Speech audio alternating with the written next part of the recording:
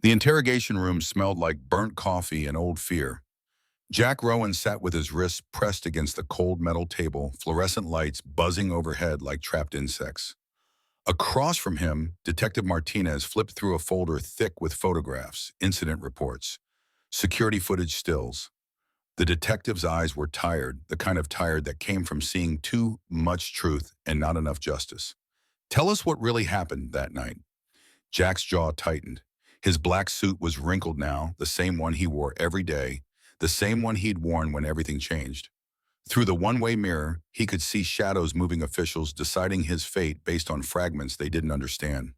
His mind pulled him backward away from this sterile room, away from the accusations that hung in the air like smoke. 24 hours earlier, the world had looked different. The alarm clock read 5:30 when Jack's eyes opened. No jolting awake, no grogginess, just the instant transition from sleep to awareness that the military had burned into his nervous system years ago. Sunlight hadn't touched the Philadelphia skyline yet. His apartment in Fishtown was small, the kind of small that made every sound intimate, every breath shared between rooms. He'd chosen it for the price and the school district, sacrificing space for Lila's future. Jack swung his legs out of bed, feet finding the cold hardwood floor. The mattress was firm government-issued discipline he'd never shaken. On the nightstand sat a photograph in a simple frame, Sarah, her smile caught mid-laugh at some joke he could no longer remember. 8 years of marriage compressed into 4 by 6 inches. He touched the frame's edge, a ritual, then stood. The kitchen was narrow but organized with military precision.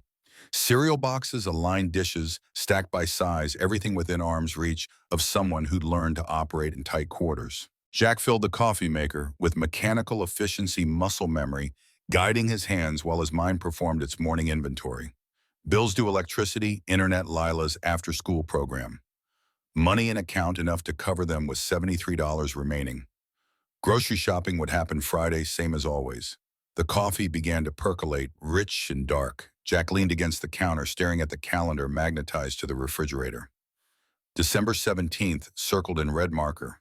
Parent-teacher conference next week. Lila's birthday in January. Christmas in 8 days, though the small artificial tree in the corner of the living room remained undecorated. He'd promised her they'd trim it together this weekend after his shift. Down the hallway, a door opened. Small feet padded across carpet, then wood. Lila appeared in the kitchen doorway, her dark hair a wild nest around her face, one of Jack's old t-shirts serving as a makeshift nightgown. She was 8 years old, all eyes and elbows and questions that never stopped. "Daddy, I had a dream about Mom." Jack's chest tightened, but his voice stayed level. He crouched to her eye level, bringing himself into her world rather than forcing her into his. "What kind of dream?" Sweetheart, Lila rubbed her eyes, still half caught in sleep. She was flying, like a bird. And she said she could see everything from up there. She said she could see us and we were doing okay. The ache in Jack's throat was familiar, an old companion he'd learned to carry without showing. He pulled Lila into a hug, feeling her small heartbeat against his chest. "Your mom always wanted to make sure we were okay. I think she'd be proud of you." Lila pulled back, studying his face with an intensity that sometimes frightened him. She'd inherited Sarah's ability to read people, to see past the words into the truth beneath. "Do you miss her every single day?" "Me too. But mostly I just miss the idea of her. You know, I don't remember her voice anymore." "Is that bad?" Jack's hands trembled slightly as he smoothed Lila's hair. "No, baby. That's not bad. That's just what time does. But we can remember other things. We can remember the good parts." "Like what?" "Like how she made the best chocolate chip pancakes. Like how she sang off-key in the car and didn't care who heard. Like how she always stood up for people who needed help." Lila's face brightened slightly. "Can we make pancakes?" Jack checked the wall clock. "We've got time. Go wash up. I'll start the batter." 20 minutes later, they sat at the small kitchen table, pancakes stacked between them, drowning in syrup. Lila talked about school, about her friend Emma, who had a loose tooth about the science project they were starting on the solar system. Jack listened, really listened, because these moments were the reason he'd taken the job with Voss Industries in the first place. A job that let him be home for breakfast, home for dinner, present, in the small moments that built a childhood. The corporate world had called him after Sarah died. Security firms, private military contractors, positions that would have paid triple what he made now. But those jobs required travel, required absence, required the kind of dedication that left no room for an 8-year-old girl who'd already lost her mother. So Jack had found something different, something quieter. Executive driver and personal security for Clara Voss, OCO of Voss Industries. 9 to 6 occasionally later, always within the city. Predictable, safe, invisible. At 7:15, Jack walked Lila 3 blocks to the bus stop. The December air bit at their faces, turning their breath to fog. Other parents gathered on the corner, forming the loose community of shared responsibility. Mrs. Chen from the Chinese restaurant waved. Mr. Martinez, who drove a truck for a living, nodded. They all knew Jack's story, or thought they did. Single father, quiet man, doing his best. The yellow bus rumbled around the corner, brakes hissing. Lila turned her backpack too big for her small frame. Love you, Daddy. Love you more, sweetheart. Be good. Always am. The bus swallowed her, and Jack watched until it disappeared around the corner. Then he walked back to the apartment, climbed into his car, a 10-year-old Honda Civic that had seen better decades, and drove across the city to the Voss Industries headquarters. The building rose 43 stories into the Philadelphia sky, all glass and steel and money. Jack parked in the underground garage, his assigned spot between the marketing director's BM and the CFO's Tesla. His Honda looked like a mistake. Someone had made a clerical error that belonged in a different zip code. He didn't care. The car ran. That was enough. Jack took the elevator to the executive parking level where the real vehicles lived. Clara's car waited in its climate-controlled bay, a black Mercedes S-Class bulletproof glass reinforced chassis. $200,000 of German engineering designed to keep its occupant alive. Jack ran his hand along the hood, checking for anything out of place. Habit, training, the instinct to scan for threats that never completely disappeared. The keys were in the security office, handed over by the night guard who looked half asleep. Jack signed them out, standard protocol, then returned to the car. He drove it up to the executive entrance, parked and waited. 8:45. Clara would emerge at 9 punctual, to the minute, ready for her day of meetings and decisions, and the weight of 5,000 employees depending on her choices. Across the city, in a corner office that overlooked the Delaware River, Clara Voss was already at war. The conference table stretched 12 feet polished mahogany that reflected the faces of 10 executives who'd arrived at 7 for a meeting Clara had called with 4 hours' notice. The sunrise painted the river orange behind her, but she stood with her back to the view, commanding the room with the same intensity she brought to every interaction. Her suit was navy tailored to precision, not a thread out of place. Her dark hair was pulled back so tightly it created angles on her face that made her look harder than her 32 years. The quarterly report sat in front of each executive, bound in leather numbers that told a story Clara already knew by heart. Revenue up 8%. Market share gained in 3 key sectors. Stock price holding steady despite broader economic uncertainty. By every metric that mattered to Wall Street, Voss Industries was thriving. But Clara's eyes were fixed on page 47, buried in the appendix where most people never looked. Employee retention in the manufacturing division had dropped 6 points in the last quarter. Exit interviews cited hostile work environment, lack of support, structures, incidents that went unreported, because reporting meant risking employment. This stops now. The executives shifted in their seats. Michael Chen, head of operations, cleared his throat. The numbers are still within industry standards. We're actually performing better than most comparable. I don't care about industry standards. Our people are leaving because they don't feel safe. That's unacceptable. David Warner, CFO and Clara's longest-serving executive, leaned forward. He was 53, silver hair, an expensive watch, the kind of man who'd built his career on knowing when to push and when to yield. With respect, Clara implementing new safety protocols and HR restructuring will cost us. We're talking millions in training, oversight, third-party audits. The board will ask if that capital could be better deployed. Clara's gaze could have frozen water. Tell the board that if we lose our workforce, we have no company. Tell them that I'm not interested in being an industry leader in profit margins if we're an industry failure in basic human decency. The room fell silent. This was the Clara Voss that employees whispered about in hallways, the CEO who'd taken over her father's company at 28 and transformed it from a regional manufacturer into a national player. Brilliant, ruthless, uncompromising, and according to those same whispers, completely incapable of trust, especially when it came to men in positions of power. The rumors weren't entirely wrong. 5 years ago, Clara had been engaged to Marcus Webb, a venture capitalist who'd swept into her life with promises and projections. He'd convinced her to bring him onto the board to share proprietary information, to believe that his interest in her was separate from his interest in her company. 3 months before the wedding, Clara discovered he'd been passing trade secrets to a competitor building a case to force a merger that would have absorbed Voss Industries into a larger conglomerate. The betrayal had been clean, surgical, devastating. Clara had ejected him from the company, from her life, and had built walls so high that even 5 years later, no one had figured out how to scale them.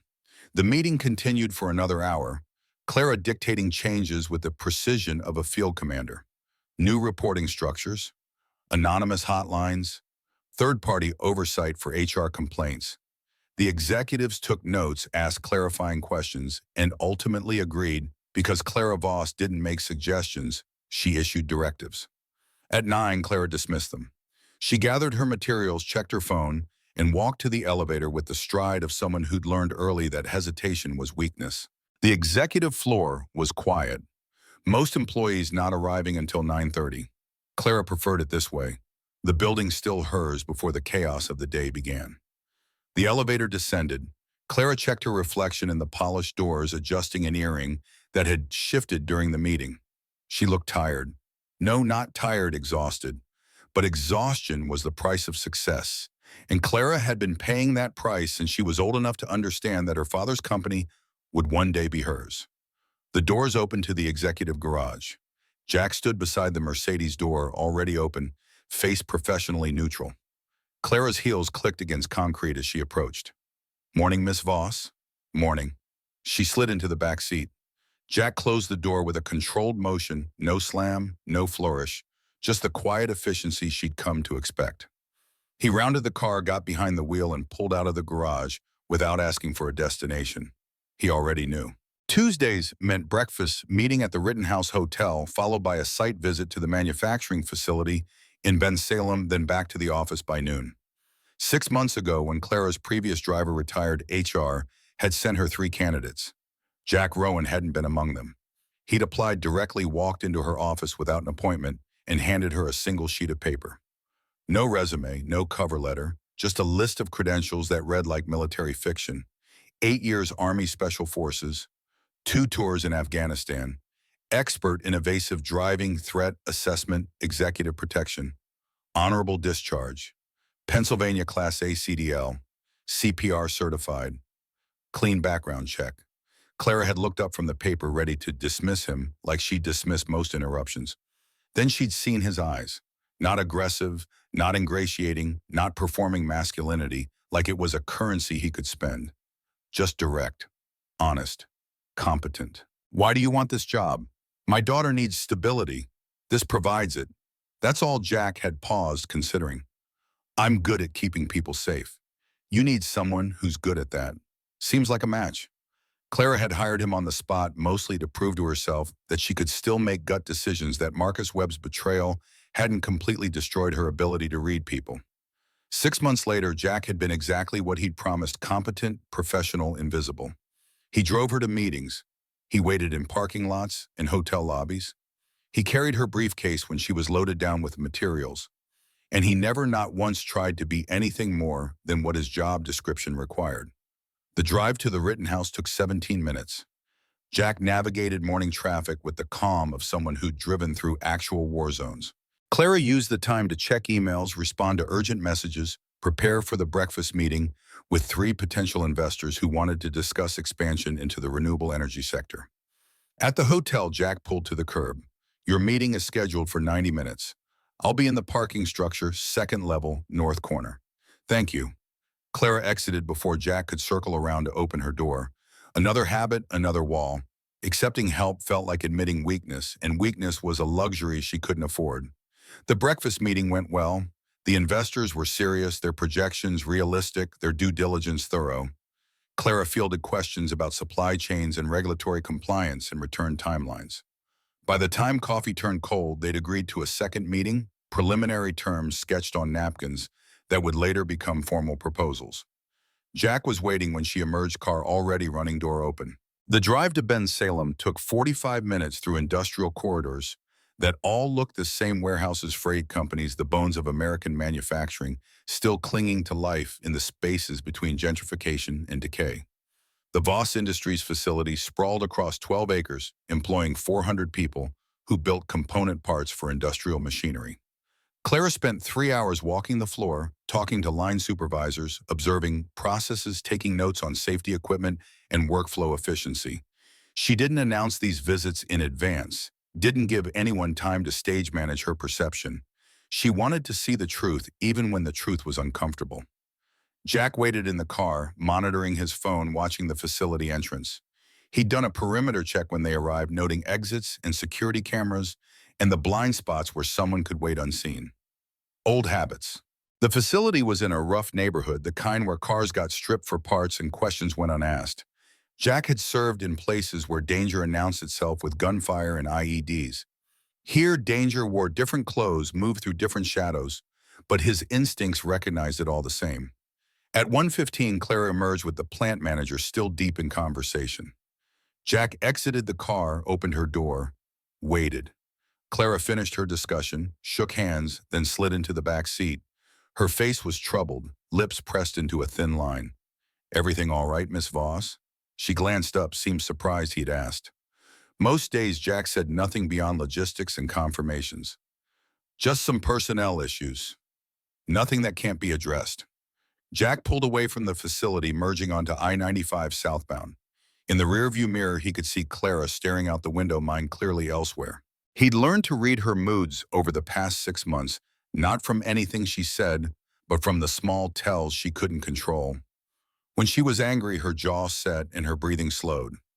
When she was worried, she touched her left earring, a nervous gesture she probably didn't know she had. When she was overwhelmed, she closed her eyes and pressed her fingers against her temples, trying to physically push back the pressure. Right now, she was touching her earring. Traffic thickened as they approached the city. Jack changed lanes with precision, always leaving himself options, always maintaining awareness of the vehicles around them. A blue Honda Civic had been 3 cars back since they left the facility. Could be coincidence. Could be something else. Jack took an unexpected exit, circled through a residential neighborhood, then re-entered the highway. The Honda was gone. Coincidence confirmed. They reached the office at 2:30. Clara had 3 back-to-back meetings scheduled until 6. Jack parked in the executive garage, opened her door, then took up position in the driver's lounge on the ground floor. A television played news no one watched. Coffee maker gurgled in the corner. 2 other drivers sat in worn chairs, scrolling through phones, occasionally exchanging words about sports or weather or the mundane concerns of people whose jobs were measured in miles driven and time waited. Jack didn't join their conversations.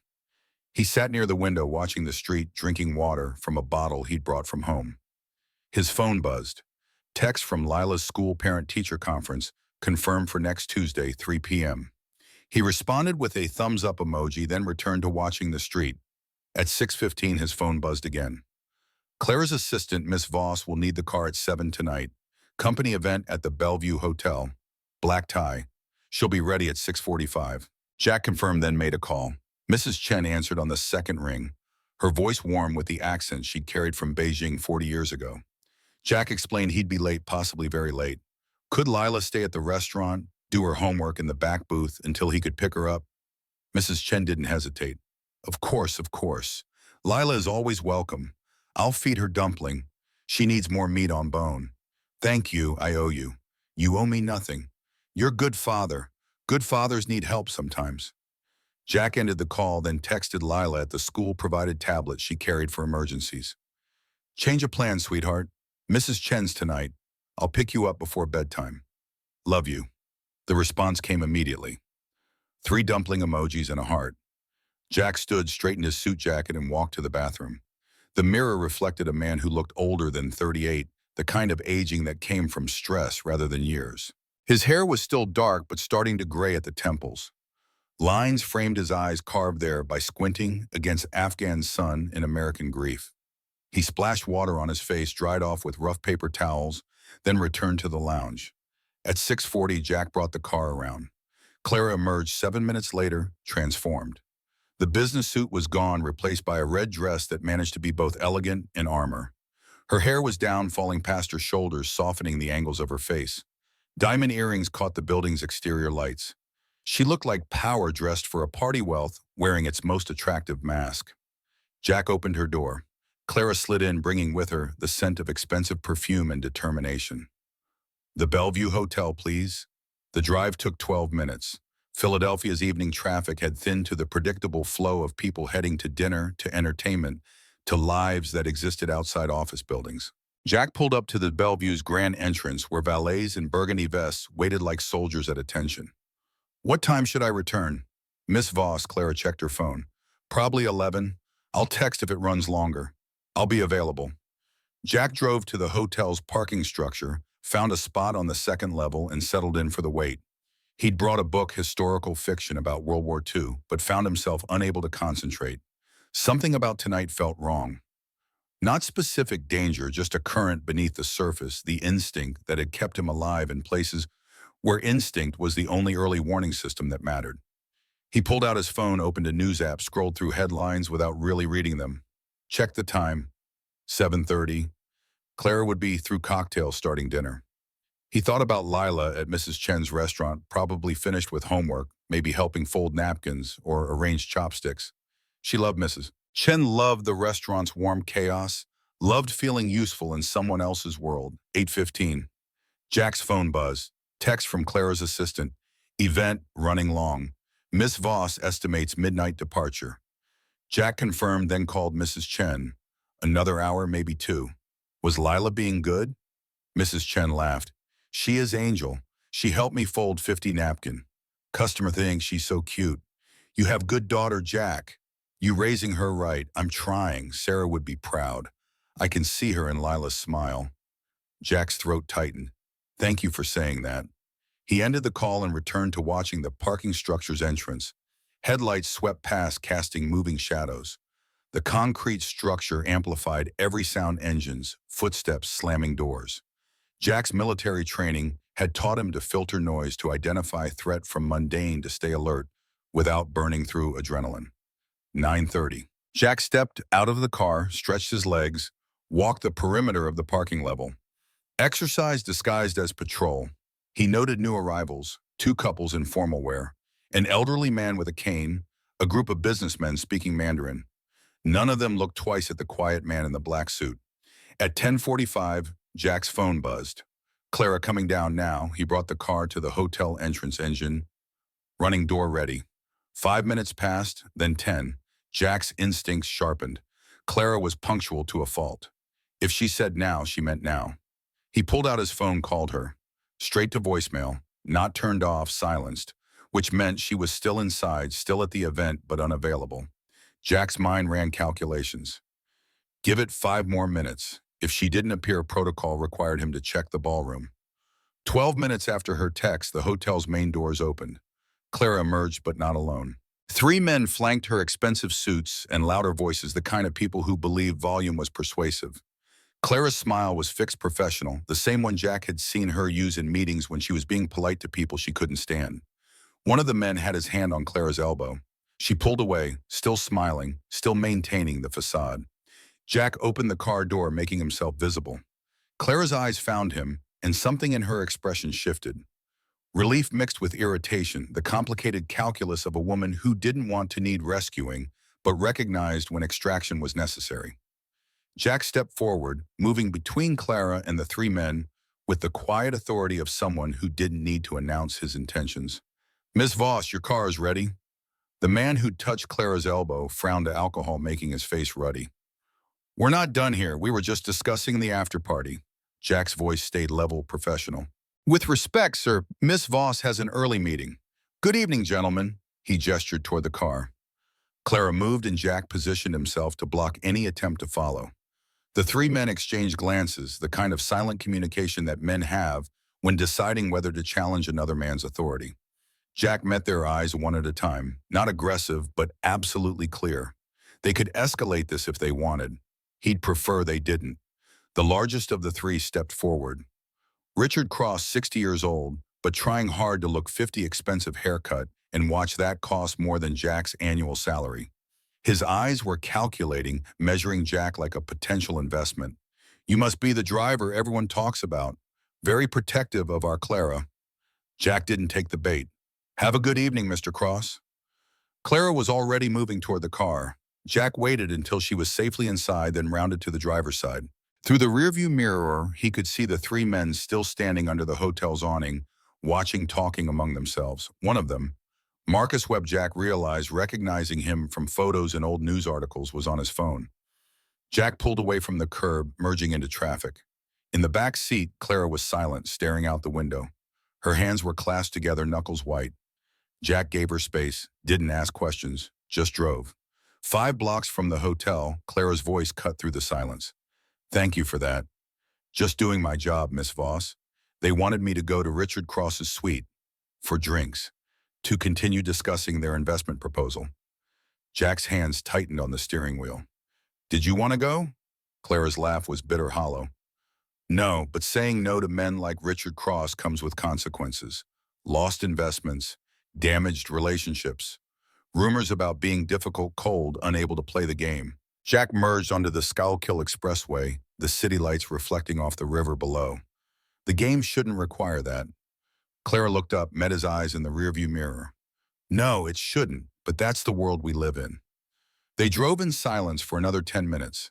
Jack exited toward Clara's apartment in Rittenhouse Square, navigation on autopilot. His mind was working through the night's interactions, categorizing, analyzing. Richard Cross and his associates weren't just drunk businessmen making inappropriate advances.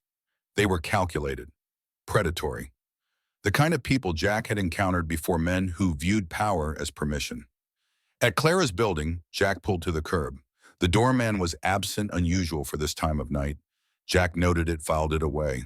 He exited the car, opened Clara's door, prepared to help her out. Clara stood, wobbled slightly. Jack caught her elbow, steadying her. Easy, Miss Voss. Her eyes were unfocused, pupils dilated. I don't feel well. Jack's instincts screamed. He'd seen this before. Too much alcohol, yes, but also something else.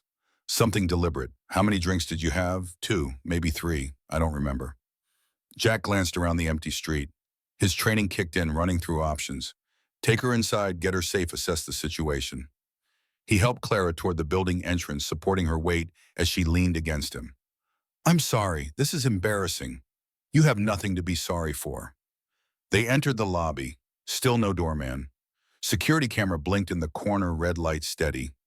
Jack found Clara's keys in her purse, unlocked the elevator, pressed the button for the 15th floor. Clara slumped against the elevator wall, eyes closing. Stay with me, Miss Voss. Almost there. Her apartment was at the end of the hall, corner unit with views of the square. Jack unlocked the door, helped Clara inside. The apartment was exactly what he'd expected.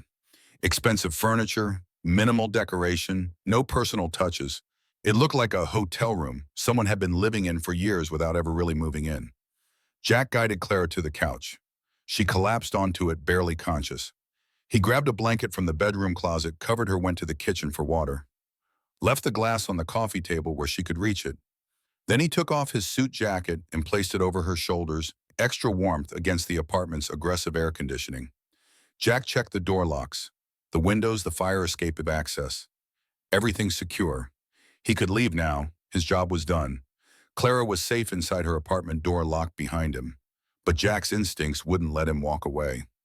He thought about Richard Cross's hand on Clara's elbow, about the 3 men watching as they drove away, about the doorman's convenient absence. He returned to the living room, pulled a chair from the dining table, positioned it across from the couch where he could see both Clara and the apartment door.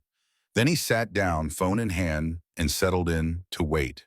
The city outside grew quieter. Distant sirens, car horns, the ambient noise of 8 million people living their lives in proximity.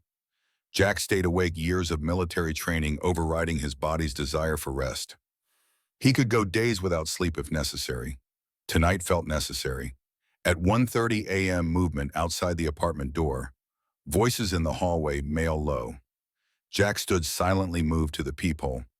3 men standing in the corridor, Richard Cross, Marcus Webb, and David Chen, the third member of their group from the hotel. They were discussing something voices just below the threshold of clarity. Jack's hand moved to his phone finger, hovering over 911. But they weren't trying to break in, weren't making threats. Just standing there talking, occasionally glancing at Clara's door. After 15 minutes, they left. Jack heard the elevator ding the mechanical hum of descent. He returned to his chair and continued his vigil. Whatever they'd planned, his presence, even unknown to them, had complicated it. Good. At 3:15, Clara stirred. Her eyes opened, confused, disoriented.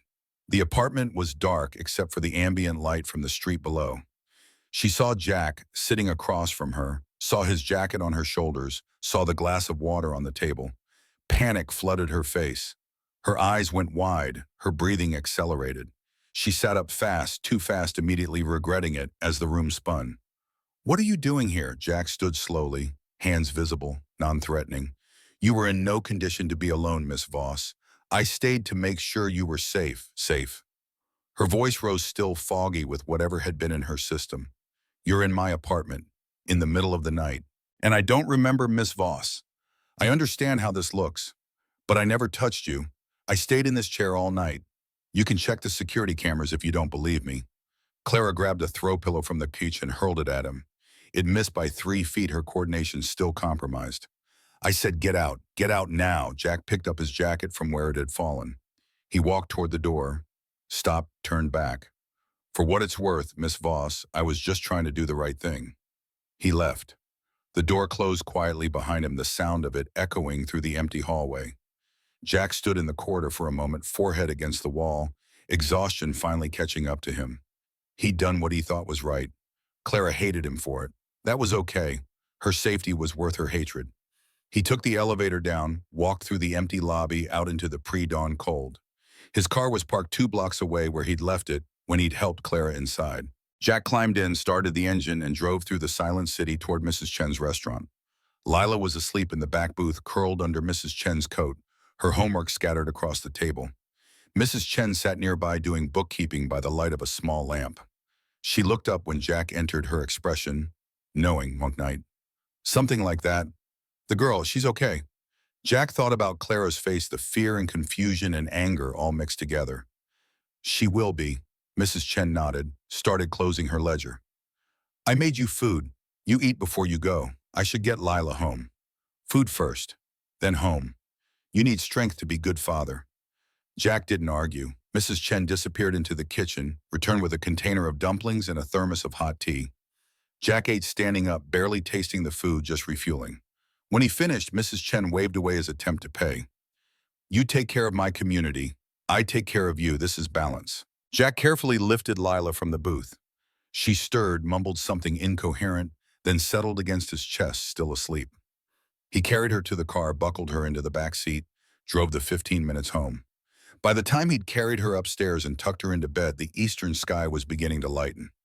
Jack stood in Lila's doorway, watching her sleep. Her face was peaceful, innocent, untouched by the ugliness he'd witnessed tonight. This was why he'd taken the job with Voss Industries.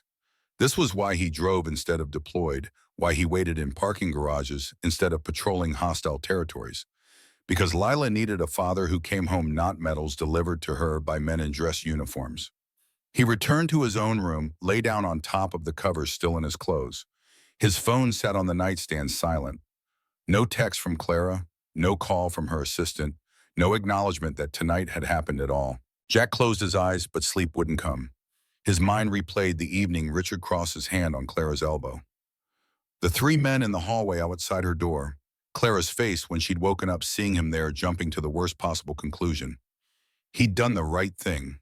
He was certain of that. But certainty didn't make it hurt less to be seen as a threat when all he'd tried to be was a shield.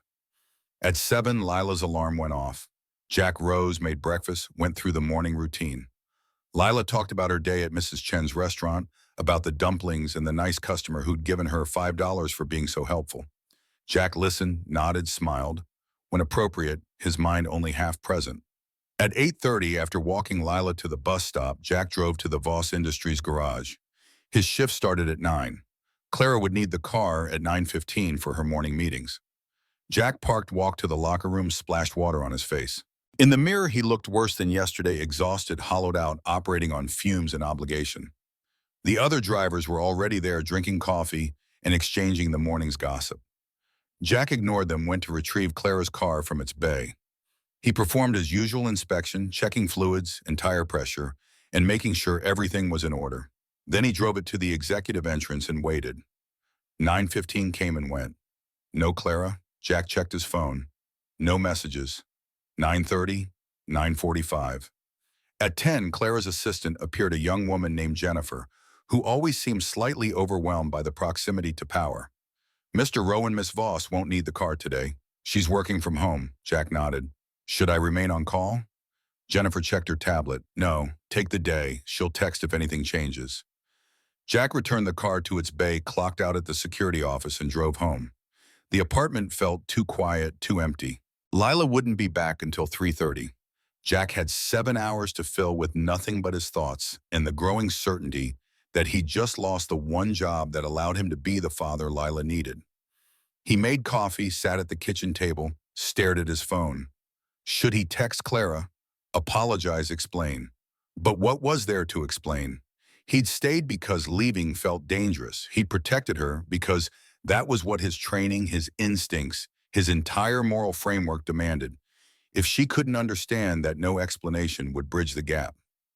At noon, Jack's phone buzzed. Unknown number. He answered cautiously. Hello, Mr. Rowan. This is Detective Martinez, Philadelphia Police. I need you to come down to the station. We have some questions about last night. Jack's stomach dropped. What kind of questions? Just need to clarify some details. Nothing to worry about. Can you be here by 1? I'll be there. Jack ended the call, mind racing. Clara had called the police. She'd filed a report. He was going to be arrested for trying to keep her safe. The irony was so bitter he could taste it. He changed into a fresh suit, the only other one he owned, then drove to the police station. The building squatted in Center City like a concrete fortress, its architecture speaking the language of authority and consequences. Jack parked, walked inside, gave his name to the desk. Sergeant. 15 minutes later, Detective Martinez appeared. Tired eyes, cheap suit, the look of a man who'd seen every variation of human behavior and remained unimpressed by all of it. Mr. Rowan, thank you for coming. Follow me. They walked through corridors painted institutional green, fluorescent lights humming overhead, the smell of burnt coffee and old fear permeating everything. The interrogation room was small, windowless, designed to make people uncomfortable. Jack sat in the chair, Detective Martinez indicated, hands flat on the metal table. Tell us what really happened that night. And that was where it had started. 24 hours ago, Jack had been a driver, a father, a man, trying to do the right thing in a world that punished virtue as often as it rewarded it. Now he sat in an interrogation room under suspicion for the crime of staying when leaving might have been safer, but would certainly have been wrong. Detective Martinez opened the folder, spread photographs across the table. Security footage stills time-stamped and damning in their silence. Jack helping Clara into her building. Jack entering her apartment. Jack sitting in the chair, frozen in infrared, watching over her through the dark hours. Miss Voss called this morning. Said she woke up in her apartment with you present. Said she didn't remember how she got there. Didn't remember inviting you in. She was scared, Mr. Rowan. Can you understand that? Yes, I can understand it, and I can explain it. Martinez leaned back, arms crossed. I'm listening. Jack told the story. The hotel pickup, Clara's condition, the missing doorman, the 3 men in the hallway. Every detail, every decision, every moment that had led to him sitting in that chair while Clara slept off whatever had been in her system. Martinez listened without interrupting, taking notes, his expression revealing nothing. When Jack finished, Martinez tapped his pen against the folder. And you just decided to stay. All night without her knowledge or consent. I decided she was vulnerable and potentially in danger. I decided that my job is to keep her safe, and leaving her alone when she was barely conscious didn't qualify as safe. So yes, detective, I stayed. I sat in that chair for 6 hours. I never approached her, never touched her beyond helping her to the couch. I stayed because it was the right thing to do. Martinez studied Jack for a long moment. You have a military background. Special forces. Yes. Decorated, honorably discharged. Clean record. Yes. So why take a job as a driver? Man with your skills could be making 3 times the salary, doing private security, executive protection, consulting work. Jack's jaw tightened.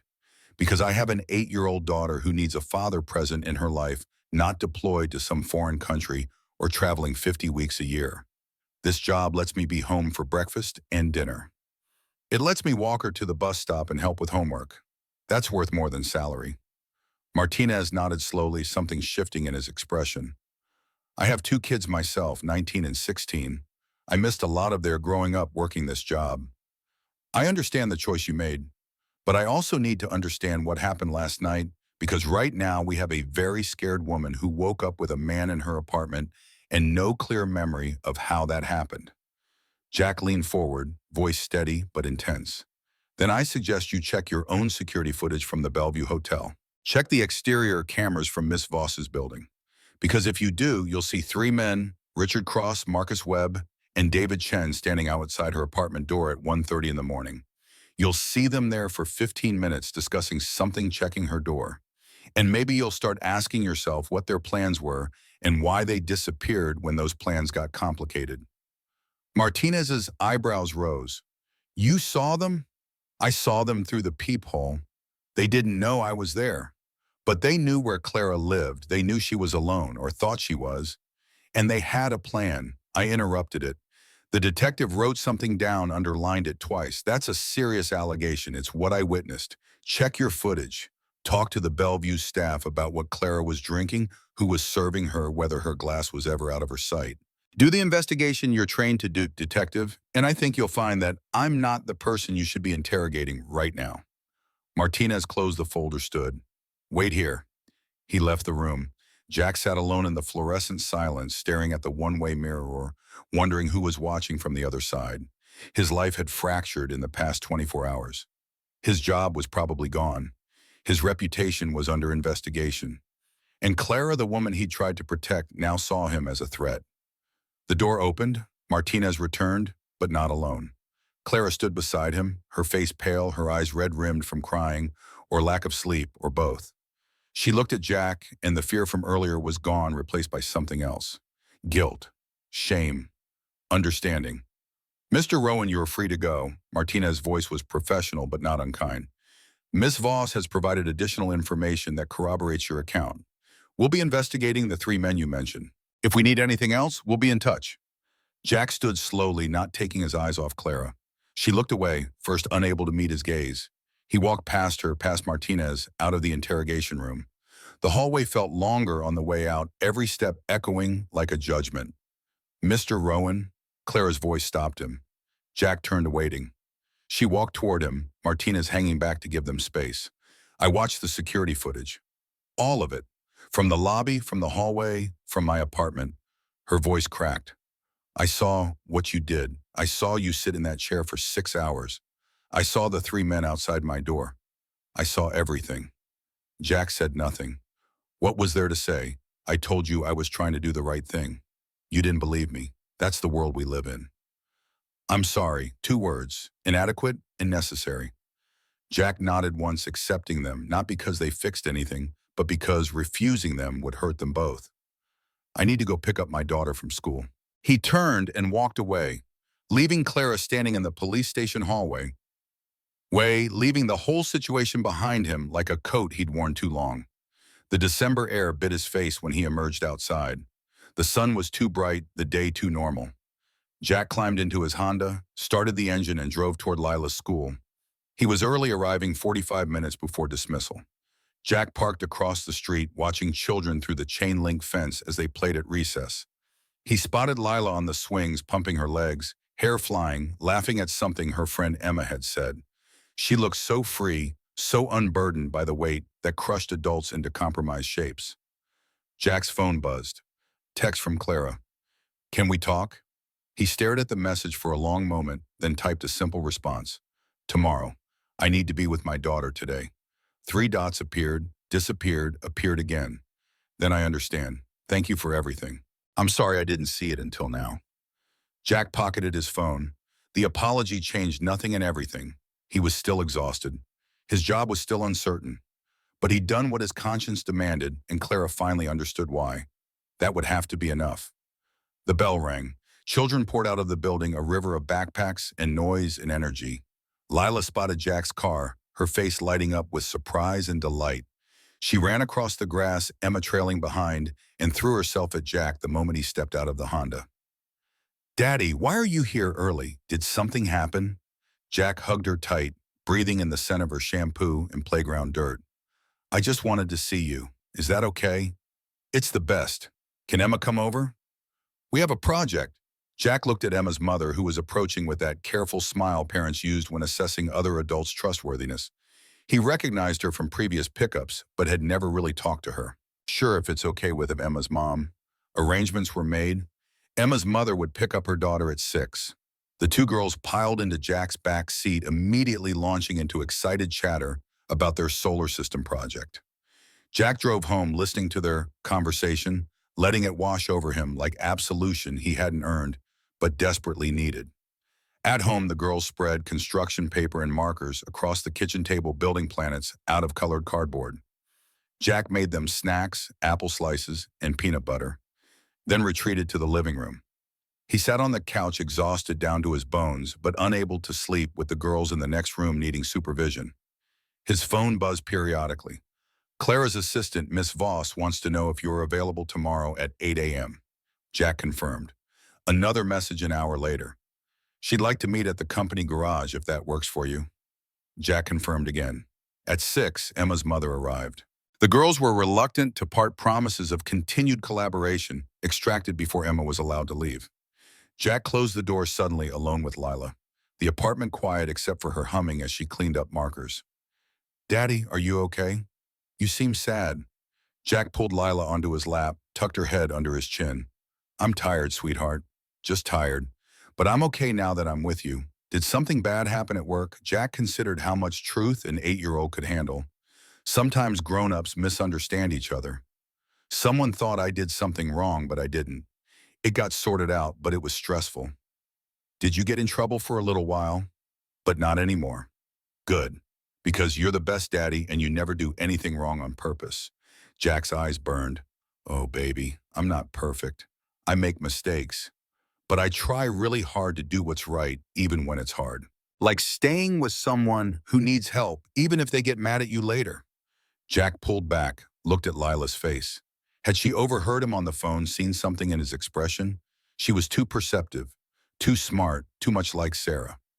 "Exactly like that. How did you know? Mom told me once. In a dream, I mean. She said you always stay. That's what makes you different." Jack's throat closed. He held Elila tighter, unable to speak, unable to do anything but hold on to this perfect, impossible child who somehow carried her mother's wisdom, even though Sarah had been gone for 5 years. They made dinner together, grilled cheese and tomato soup, simple and warm. They ate in front of the television, breaking Jack's usual rule about screens during meals, watching a nature documentary about whales. Lila fell asleep on the couch before it ended, exhausted from her day. Jack carried her to bed, tucked her in, kissed her forehead. In his own room, Jack finally allowed himself to collapse. He lay on his bed, staring at the ceiling, replaying the past 36 hours. Clara's face at the hotel, trapped by men who saw her as an acquisition. The drive home, her vulnerability obvious and terrifying. The decision to stay made in an instant, but carrying such weight. Her fear when she woke up. The police station, the interrogation, the moment she'd walked in, and he'd seen the understanding in her eyes. Sleep came eventually, dreamless and deep. When Jack's alarm went off at 5:30, he woke with the clarity that exhaustion sometimes brings. He'd done what his conscience demanded. Clara understood now. Whatever happened next, he could face it, knowing he'd chosen right over easy. At 7:30, Jack drove to the Voss Industries garage. He arrived early, parked his Honda in the visitor section, and walked into the facility. The smell of oil and metal was familiar grounding. Mechanics were already working the first shift, preparing vehicles for executives who'd arrive at 9. Jack walked to Clara's Mercedes, found his inspection checklist clipboard hanging on its usual hook. He performed his routine check, noting fluid levels and tire pressure, making sure everything was in order. At 7:55, he heard footsteps behind him. He turned. Clara stood there, dressed in her usual corporate armor, navy suit, hair pulled back, commanding presence. But her eyes were different, softer, uncertain in a way Jack had never seen.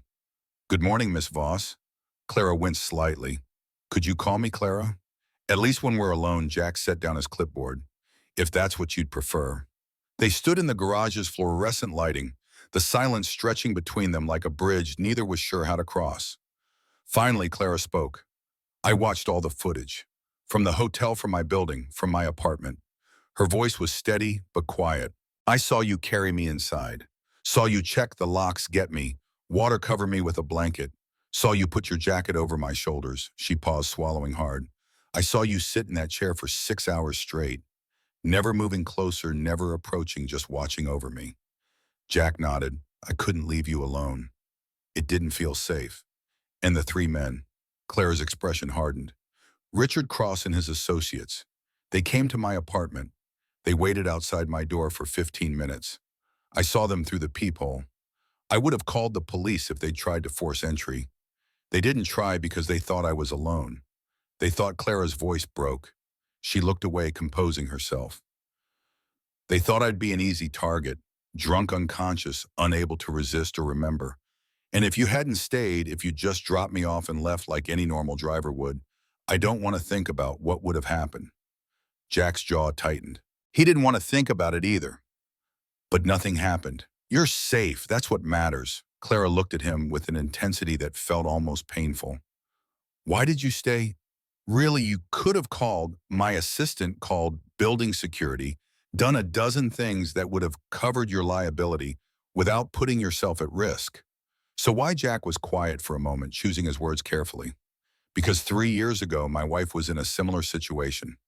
Company event, too much to drink, men who saw her vulnerability as opportunity. I was deployed overseas. She called me, told me she felt unsafe. I told her to find a cab to go home. She tried, but they followed her, convinced her to go to an after party. Said it would be bad for her career if she left." Clara's hand went to her mouth. "Oh, God. Jack, I didn't know. By the time the police arrived, it was too late. They called it an overdose, said she took the pills herself. The investigation went nowhere. The men claimed she was willing, said she'd been depressed, turned her death into questions about her mental state instead of their actions." Jack's voice was steady, but his hands clenched into fists. "I wasn't there when she needed me. I'll carry that for the rest of my life. So when I see someone in danger, any woman in a vulnerable position, I don't walk away. I can't. Because I know exactly what happens when nobody stays." Tears rolled down Clara's face, ruining the careful makeup she'd applied that morning. "I'm so sorry. I'm sorry for what happened to your wife. I'm sorry for accusing you. I'm sorry for everything." Jack stepped forward, not touching, but closing the distance. "You were scared. You reacted the way anyone would when they wake up confused in their own home with someone unexpected present. You have nothing to apologize for. But I do, because I should have trusted you. In 6 months, you've never been anything but professional, anything but honorable. And the first time something went wrong, I immediately assumed the worst. What does that say about me?" Jack's expression softened. "It says you've been hurt before. It says you've learned to protect yourself because the world hasn't always protected you. That's not a character flaw, Clara. That's survival." Clara wiped her eyes, trying to collect herself. "The detective told me about your military service. He said you were decorated, that you could be making 3 times what I pay you doing private security or contracting work. But you chose this job because it lets you be home for your daughter. Lila, she's 8. She already lost her mother. I won't let her lose her father too, even if it's just to absence instead of death. Can I meet her sometime, I mean? If you think that would be appropriate." Jack was surprised. "Why would you want to?" "Because she's the reason you stayed. The reason you took this job in the first place. And I think I'd like to know the person who inspires that kind of devotion." Jack nodded slowly. "I'd have to ask her first. But if she's comfortable with it, then yes." Clara took a breath, shifting back into CEO mode, though the vulnerability hadn't entirely left her face. "I need to tell you something else. I'm filing charges against Richard Cross and his associates. Sexual harassment, attempted assault, conspiracy. The detective said it's a strong case, especially with the security footage and your testimony. But it's going to be very public, very ugly. Cross will come after me, after the company, after anyone involved." Her eyes met Jack's. That includes you. If you testify, he'll try to destroy your credibility, dig up anything in your past he can use against you. So I need to know if you're willing to do that. I'll understand if you're not. You have Lila to think about. Jack didn't hesitate. I'll testify. I'll tell the truth about what I saw, what happened. If that helps keep Cross and his friends from doing this to someone else, then it's worth whatever he throws at me. Clara's expression shifted, something like admiration mixed with disbelief. You're remarkable, do you know that? Most people talk about doing the right thing. You actually do it regardless of the bomb. Jack shook his head. I'm just a father trying to teach his daughter that decent people still exist. That standing up for others isn't optional, it's required. If I don't live that example, what am I teaching her? That integrity is still the highest rank. Clara smiled through her tears. That's what your wife would have wanted, isn't it? For you to keep being the man she fell in love with. Every single day, Jack's voice was rough with emotion. Every day I try to make her proud, try to show Lila what her mother stood for. Sometimes I fall short, but I keep trying. You're not falling short. You're exactly who your daughter needs you to be. And you're exactly who saved my life last night, even if I didn't understand it at the time. They stood in the garage, two people bound by trauma and choice and the terrible clarity that comes from surviving what should have destroyed you. Outside, the city was waking up people driving to jobs and obligations completely unaware of the quiet heroism that had unfolded in the dark hours. That was fine with Jack. He didn't need recognition. He just needed to live with himself, to look Lila in the eye every morning and know he was worthy of her trust. Clara straightened her posture, wiping away the last evidence of tears. I'm promoting you, Director of Safety, starting next month. You'll oversee security protocols for all Voss Industries properties, develop training programs for employee protection, manage a team. It's a significant increase in responsibility and salary. Jack's mind raced. More money meant better apartment, better schools for Lila college savings that actually mattered. But it also meant more time, more responsibility, less availability for the day-to-day parenting that he'd built his life around. I appreciate the offer, Clara, but I need to think about how it affects Lila. Can I have some time to consider it? Of course. Take whatever time you need, but I want you to know this isn't charity or guilt. You've earned this position. You've demonstrated judgment and courage that most people never manage in an entire career. I want that working for this company in a bigger capacity. I'll give you an answer by the end of the week. That's perfect. Clara glanced at her watch.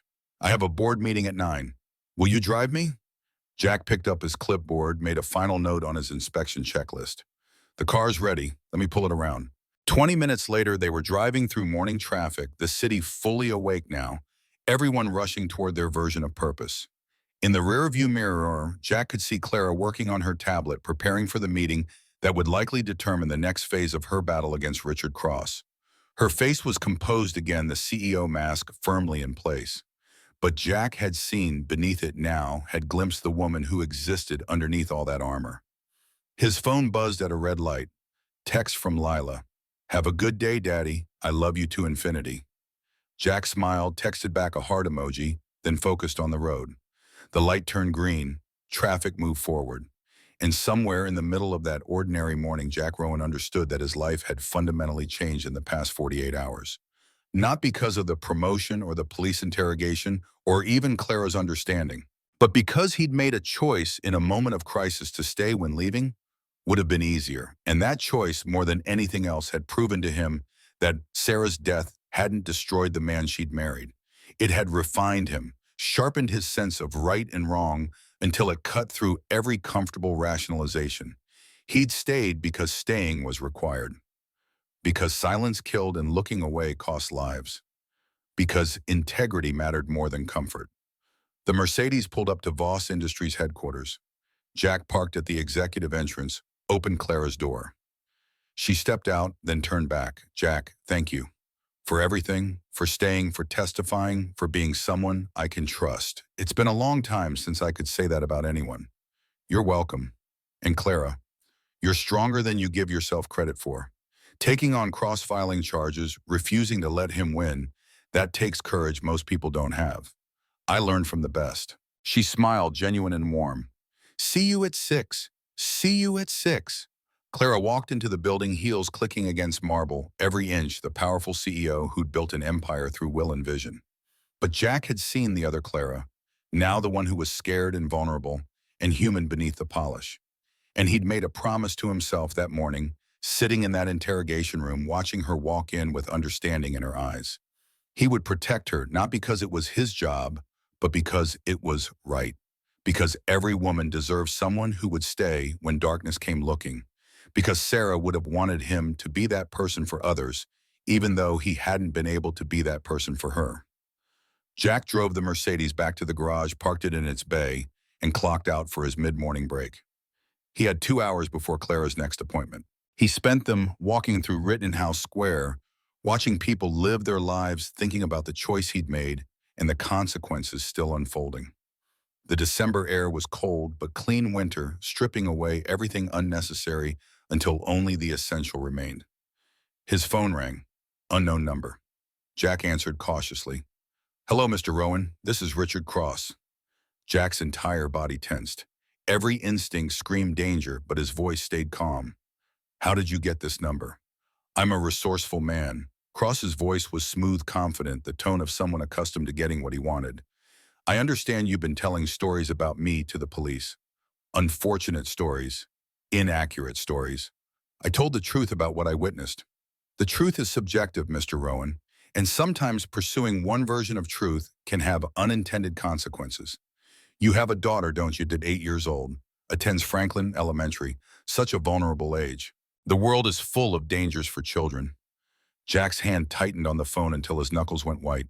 "If you're threatening my daughter, I'm not threatening anyone. I'm simply observing that a man in your position should think very carefully about the stories he tells and who those stories might affect." Cross paused, letting the implications hang. "Clara Voss is not someone worth protecting, Mr. Rowan. She's cold, vindictive, destroys everyone who gets close to her. Ask her ex-fiancé. Ask the board members she's pushed out. She uses people and discards them. You're just her latest tool, and when she's done with you, you'll be just as discarded as the rest." "I'm hanging up now, Mr. Cross, and I'm reporting this call to Detective Martinez. Before you do that, consider this. Drop your support for Clara's baseless accusations. Convince her to let this matter rest, and I'll make sure your daughter's future is very secure. College fund the best schools opportunities most working-class families can only dream about.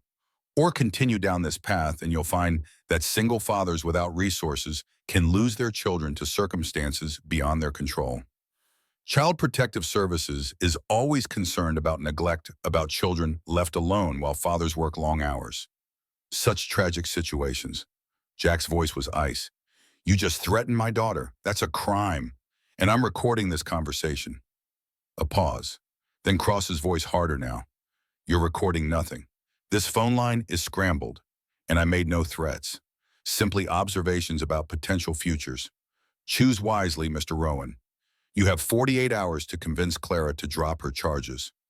After that, I can't be responsible for what happens." The line went dead. Jack stood in the middle of Rittenhouse Square, surrounded by people living normal Tuesday mornings, completely unaware that Jack's world had just been threatened into a new shape. He immediately called Detective Martinez, explained the conversation. The detective listened, asked clarifying questions, then delivered the news Jack had expected. Without a recording or witnesses, it was, he said, she said. Cross would deny everything, but Martinez promised to note it in the case file, promised to monitor the situation. It wasn't enough. Jack ended the call and sat on a park bench, mind working through scenarios. Cross had power money connections. He could absolutely follow through on his threats, could make Jack's life hell, could potentially create situations where Lila's safety was compromised. But backing down meant letting Cross win, meant letting him continue hurting women with impunity, meant teaching Lila that doing the right thing was conditional, dependent on personal cost. No, that was unacceptable. Jack had made his choice, and Cross's threats only confirmed that choice was correct. Men like Richard Cross operated in the shadows, counted on fear and silence to protect them. Jack had spent 8 years in special forces, learning how to face fear and convert it into focused action. Cross had picked the wrong target. Jack pulled out his phone, called Clara directly. She answered on the second ring. "Jack, is everything okay?" No, Richard Cross just called me, made threats against Lila, tried to bribe me into convincing you to drop charges. I reported it to Detective Martinez, but Cross is smart enough that it won't stick. You need to know what you're up against. This man is dangerous, and he's not going to just accept legal consequences without fighting back. Clara's voice was cold, furious. Did he threaten your daughter directly, indirectly? Talked about child protective services, about how single fathers can lose custody, about how vulnerable children are. The implication was clear. That bastard. Clara was silent for a moment, thinking. Jack, I won't blame you if you want to step back from this. Protecting Lila has to be your priority. I can find other witnesses, build the case without your testimony. No, Jack's voice was firm. If I back down, he wins. He learns that threatening children gets him what he wants, and he'll use that tactic against anyone else who tries to hold him accountable. I'm testifying, but I need to make sure Lila is protected while this plays out. I'll hire personal security for her, 24-hour protection, vetted professionals. And I'll have my lawyers draw up documentation that Cross's threats will be part of the criminal case. We'll make this public, make it so obvious that if anything happens to you or Lila, everyone knows exactly who's responsible. It still might not be enough to stop him. Clara's voice was steel wrapped in silk. Then we'll make sure the consequences for trying are so severe that he thinks twice. I'm done being afraid of powerful men, Jack. Done letting them get away with this because fighting back is uncomfortable or risky. You stood up for me. Now I'm standing up for you and Lila. Jack felt something shift inside his chest, a weight redistributing. For 3 years, he'd carried Sarah's death alone, had borne the responsibility of keeping Lila safe without any support system beyond Mrs. Chen's kindness. Now Clara was offering something different: partnership, shared risk, mutual protection. It felt unfamiliar. It felt like hope. Thank you. Don't thank me yet. We're about to go to war with one of the most powerful investors in Philadelphia. This is going to get worse before it gets better.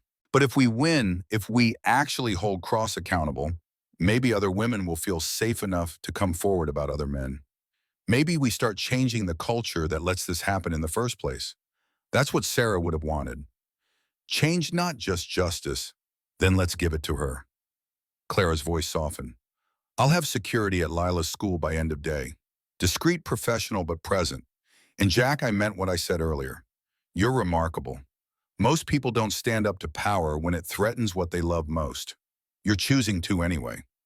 Because teaching Lila that courage matters is worth more than protecting her from every possible risk. If I show her that you bow to threats, that you sacrifice principle for safety, what kind of person am I raising? The kind who'll change the world someday. Just like her father. They ended the call. Jack sat on the bench a few minutes longer, processing planning. Cross had revealed his hand too early, had shown desperation beneath the power. That was useful. Men who felt cornered made mistakes. Jack just needed to be ready to exploit those mistakes when they came. His phone buzzed. Text from Mrs. Chen. Your daughter is light. I see Sarah in her smile. You're doing good job, Jack. Sarah is proud. Jack's eyes burned. He texted back a simple thank you, then stood and walked back toward the garage. He had work to do, not just driving Clara to meetings, but preparing for the battle ahead, making sure Lila was protected, coordinating with Clara's security team. His life had become complicated in ways he'd hoped to avoid. But complication was the price of staying, of choosing right over easy, of being the man Sarah had believed him to be. At 6 p.m., Jack drove Clara home from her final meeting. The sun had already set, December darkness swallowing the city early. In the rearview mirror, Jack could see Clara's exhaustion, the day's battles etched into her face. But beneath the fatigue was determination, the steel core that had built her company and survived betrayal. Same time tomorrow, Miss Voss. Clara met his eyes in the mirror. Clara, please, after everything, I think we're past Miss Voss. Clara then, same time tomorrow. She nodded, and Jack. Thank you for not backing down, for choosing principle over safety. It means more than you know. Jack pulled up to her building. The doorman was at his post tonight, alert and professional. Security camera blinked its red eye, recording everything. Clara gathered her things, opened her own door before Jack could circle around, and walked into the lobby with her head high. Jack watched until she disappeared into the elevator, then drove away. His life had irrevocably changed in 48 hours. He'd become entangled in something larger than himself, pulled into a fight that would shape more than just his immediate future. But as he drove through Philadelphia's evening traffic toward Mrs. Chen's restaurant to pick up Lila, Jack felt something he hadn't experienced since Sarah died. Purpose beyond survival. He was doing the right thing. The cost would be high. The battle would be brutal. But when it was over, when Lila asked him what he'd done when faced with evil, he'd be able to look her in the eye and tell her the truth. He'd stayed. He'd fought. He'd refused to look away. And that, more than any other measure of success, was enough. Mrs. Chen's restaurant glowed warm against the December night neon signs advertising dumplings and noodles in both English and Chinese characters. Jack parked across the street, watching through the window as Lila sat at the back booth, head bent over homework, completely absorbed. Mrs. Chen moved between tables with practiced efficiency, delivering steaming plates, while somehow keeping one eye on the small girl who'd become a fixture in her establishment. Jack crossed the street, bell chiming as he entered. The smell hit him immediately: garlic ginger frying oil, the comfort of food prepared with generosity rather than precision. Lila's head snapped up, face brightening. "Daddy, you're early." Finished work sooner than expected. Jack slid into the booth across from her, noting the math problem spread across the table. "How's it going? Fractions are stupid. Why do I need to know what 1/3 plus 2/5 equals? Because someday you might need to split a pizza fairly between friends with different appetites?" Lila considered this, grudgingly nodded. "Okay, that's actually useful." She gathered her papers, stuffing them into her backpack with the organized chaos only 8-year-olds could achieve. "Can we get dumplings to go, Mrs.?" Chen appeared before Jack could answer, already holding a takeout container. "I pack extra. Growing girl needs food. And you," she pointed at Jack with a serving spoon, "you look too thin." "I add soup." "You don't have to." "Already done." Mrs. Chen's tone brooked no argument. "You take care of my neighborhood. I take care of you. This is how community works." 10 minutes later, Jack and Lila walked home through streets where Christmas lights competed with security cameras for dominance. Lila chattered about her day. Emma's loose tooth had finally fallen out. Science class had watched a video about volcanoes. The cafeteria had served pizza that tasted like cardboard. Normal 8-year-old concerns, blissfully ignorant of Richard Cross and his threats. At home, they ate dumplings straight from the containers, sitting on the couch with a nature documentary playing on mute. Jack only half watched, his mind processing the day's revelations. Clara's determination to fight. Cross's willingness to threaten a child. The security team that would arrive tomorrow, invisible guardians whose presence would fundamentally alter Lila's life. Daddy Lila's voice cut through his thoughts. "Are you in trouble?" Jack set down his chopsticks, turned to face her fully. "What makes you think that?" "You have your worried face, the one you get when bills come or when I'm sick, like you're trying to solve a problem that doesn't have a good answer." "Smart kid. Too smart." Jack chose his words carefully. "There's a situation at work. Someone's not happy about me telling the truth about something I saw. But it's being handled. You don't need to worry. Will you lose your job, though? Actually, they want to promote me, give me more responsibility." Lila's eyes narrowed, reading subtext like Sarah used to. "But the promotion comes with problems." "Everything comes with problems, sweetheart. The question is whether the problems are worth solving for the right reasons. And these problems are," Jack pulled Lila close, tucking her under his arm. "These problems are worth it. Because sometimes you have to stand up for people, even when standing up is hard. Even when it costs you something. Like Mom did." The words hit Jack square in the chest. Yeah, exactly like Mom did. They finished dinner in comfortable silence. Jack supervised toothbrushing and bedtime reading, listening to Lila narrate a chapter about dragons and unlikely friendships. When she finally fell asleep, stuffed rabbit clutched to her chest, Jack stood in her doorway and made a silent promise to Sarah's memory: their daughter would grow up safe, whatever it took. His phone buzzed. Text from an unknown number with a photo attachment. Jack opened it, blood turning cold. The image showed Lila at the bus stop that morning, circled in red. Below it, 48 hours. Jack immediately called Detective Martinez, forwarding the message. The detective's voice was tight with controlled anger. "That's escalation. Direct the threat. I'm sending a unit to your building tonight. And I'm contacting the district attorney. This moves Cross from harassment into criminal intimidation." Will that stop him? Honestly, probably not. Men like Cross think laws are for other people. But it creates documentation, builds the case. And it means we can move faster on protective orders. After the call, Jack sat in the dark living room, every sense heightened. He cataloged sounds traffic outside neighbors' television, through thin walls building's heating system, clicking awake. Years of training made it automatic, this constant threat assessment, this readiness for violence. At midnight, his phone rang. Clara, I just got a call from my head of security. Someone accessed my building's camera system, remotely downloaded footage from the past month. Professional job, covered their tracks, but they left enough signatures that we know it was Cross's people. What are they looking for? Patterns. Your comings and goings, Lila's schedule. They're building a profile. Clara's voice was ice over fury. I've upgraded building security, changed all access codes, hired a cybersecurity firm to lock down our systems. But Jack, they had access for at least 3 days. They know everything about your routine. Jack absorbed this mind, already adjusting. Then we changed the routine. Lila doesn't walk to the bus stop anymore. I drive her directly to school. Mrs. Chen's is out until this is over. We vary routes, timing everything. My security team arrives tomorrow at 6 a.m. Former Secret Service best in the business. One will be assigned to Lila specifically, another to you. They'll coordinate with police protection. Lila's going to notice. She'll ask questions. Tell her the truth. Age-appropriate version, but the truth. Clara paused. Kids are resilient, Jack. And lying to protect them often backfires. She deserves to know why her world's changing. You sound like you speak from experience. My father was killed when I was 12. Car accident officially. Really, it was a competitor who tampered with his brakes after a business dispute got ugly. Nobody told me the truth for years. When I finally found out, I was furious, not just about his death, but about being treated like I couldn't handle reality. Clara's voice softened. Don't make that mistake with Lila. After they hung up, Jack made coffee he wouldn't drink and watched the street from his window. At 2 a.m., a police cruiser parked across from his building, silent deterrent. At 3, another car unmarked, 2 occupants took position at the corner.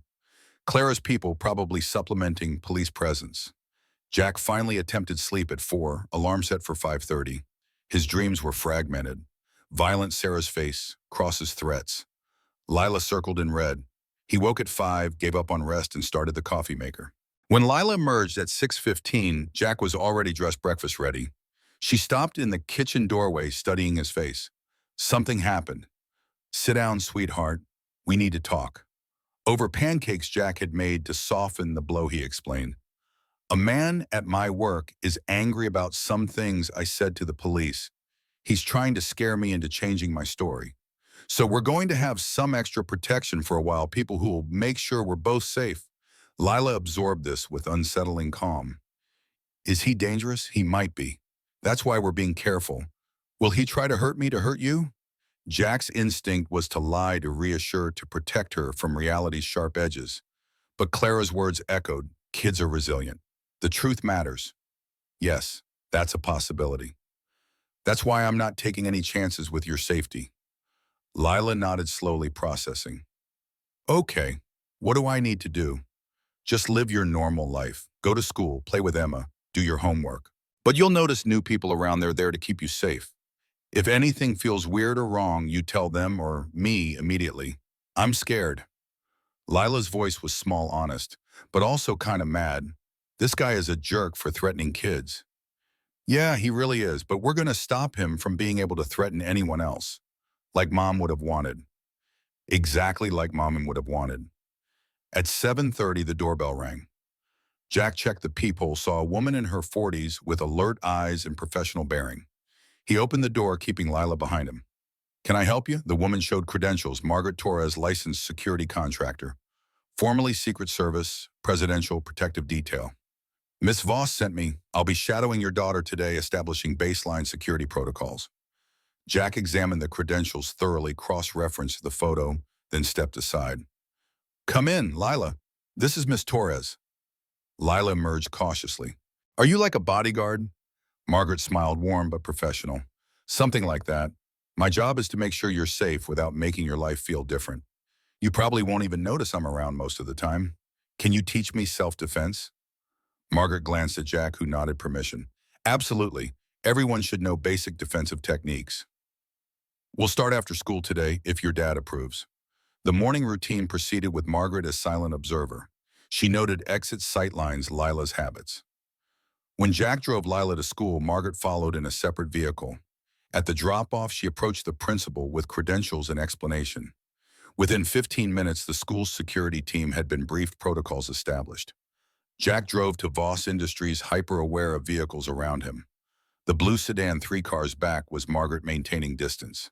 The black SUV that merged onto the highway was likely the second security person Claire had mentioned. Jack took an unexpected exit, confirming they followed. Good. Professional.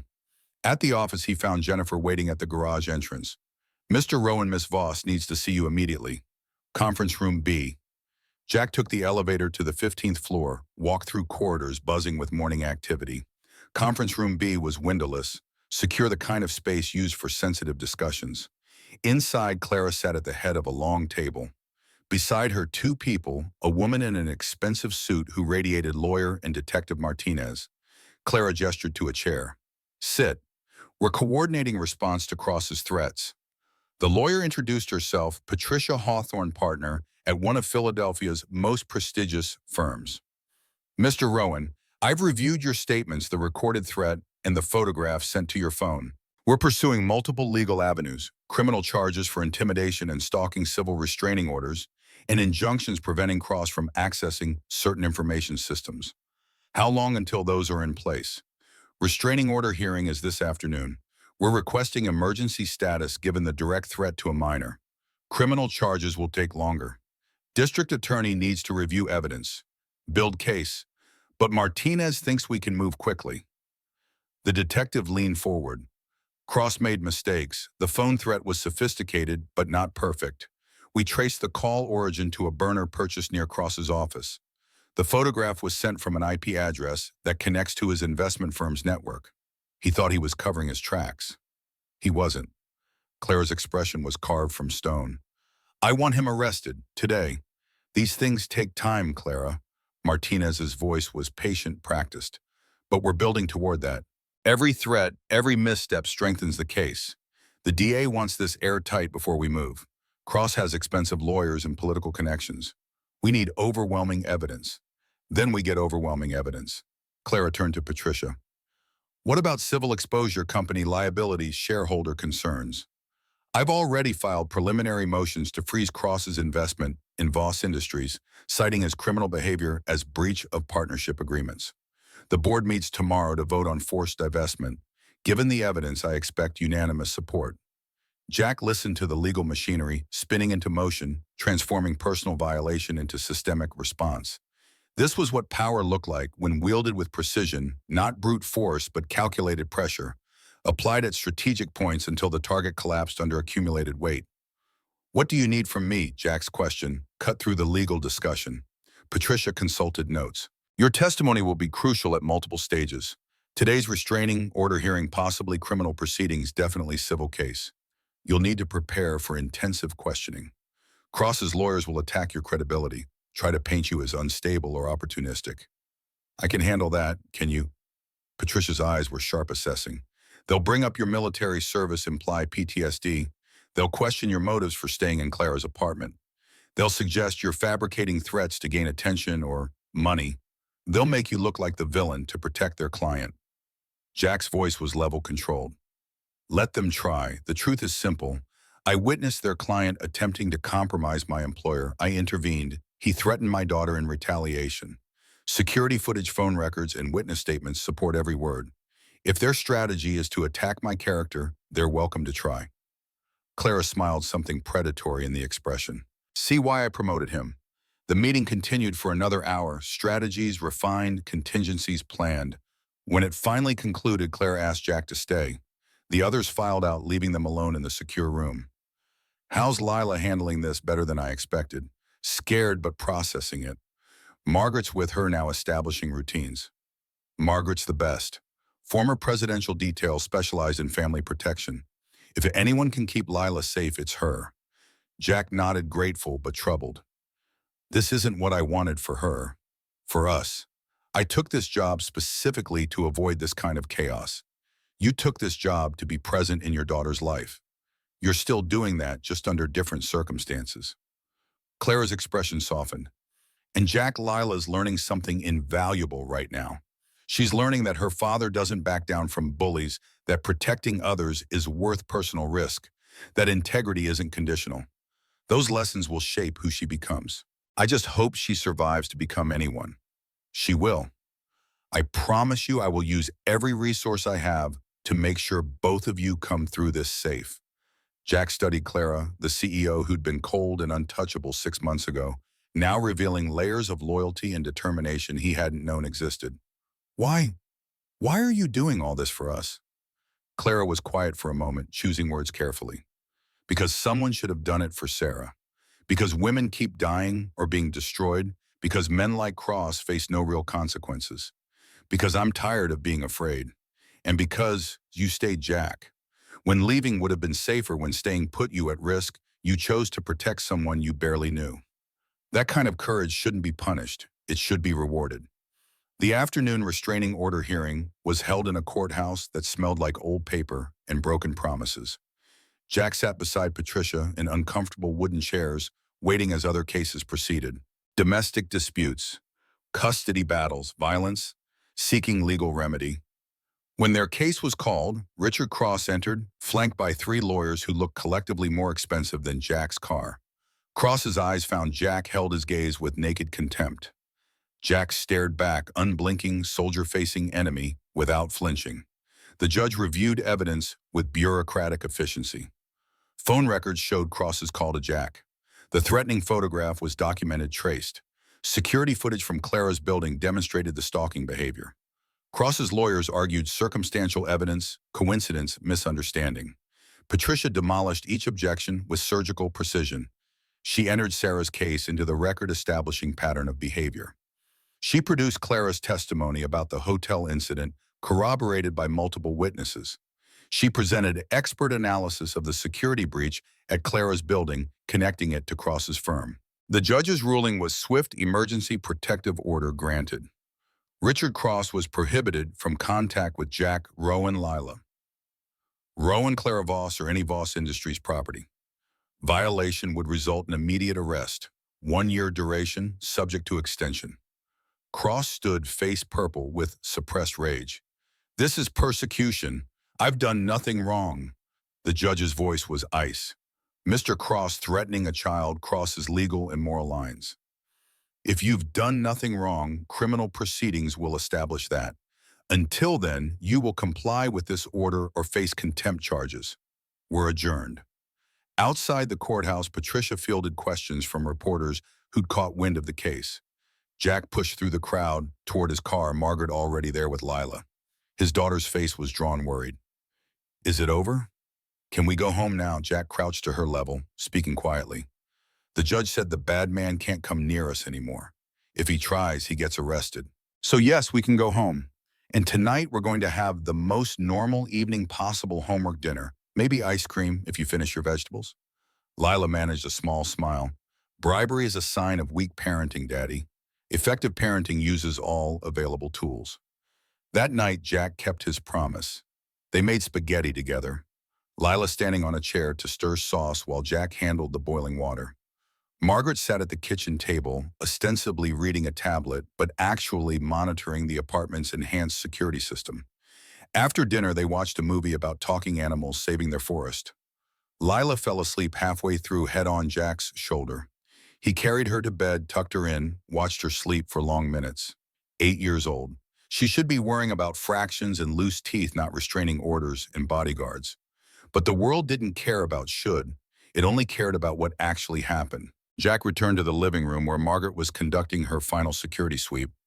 Everything's locked down. Motion sensors, active cameras monitoring all entry points. I'll be in the car outside if you need anything. She paused at the door.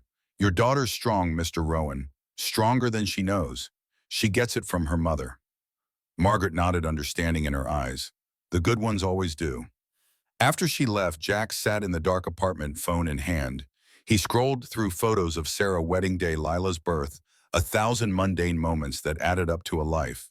In one image, Sarah was laughing at some forgotten joke, her face lit with joy Jack could no longer remember the source of.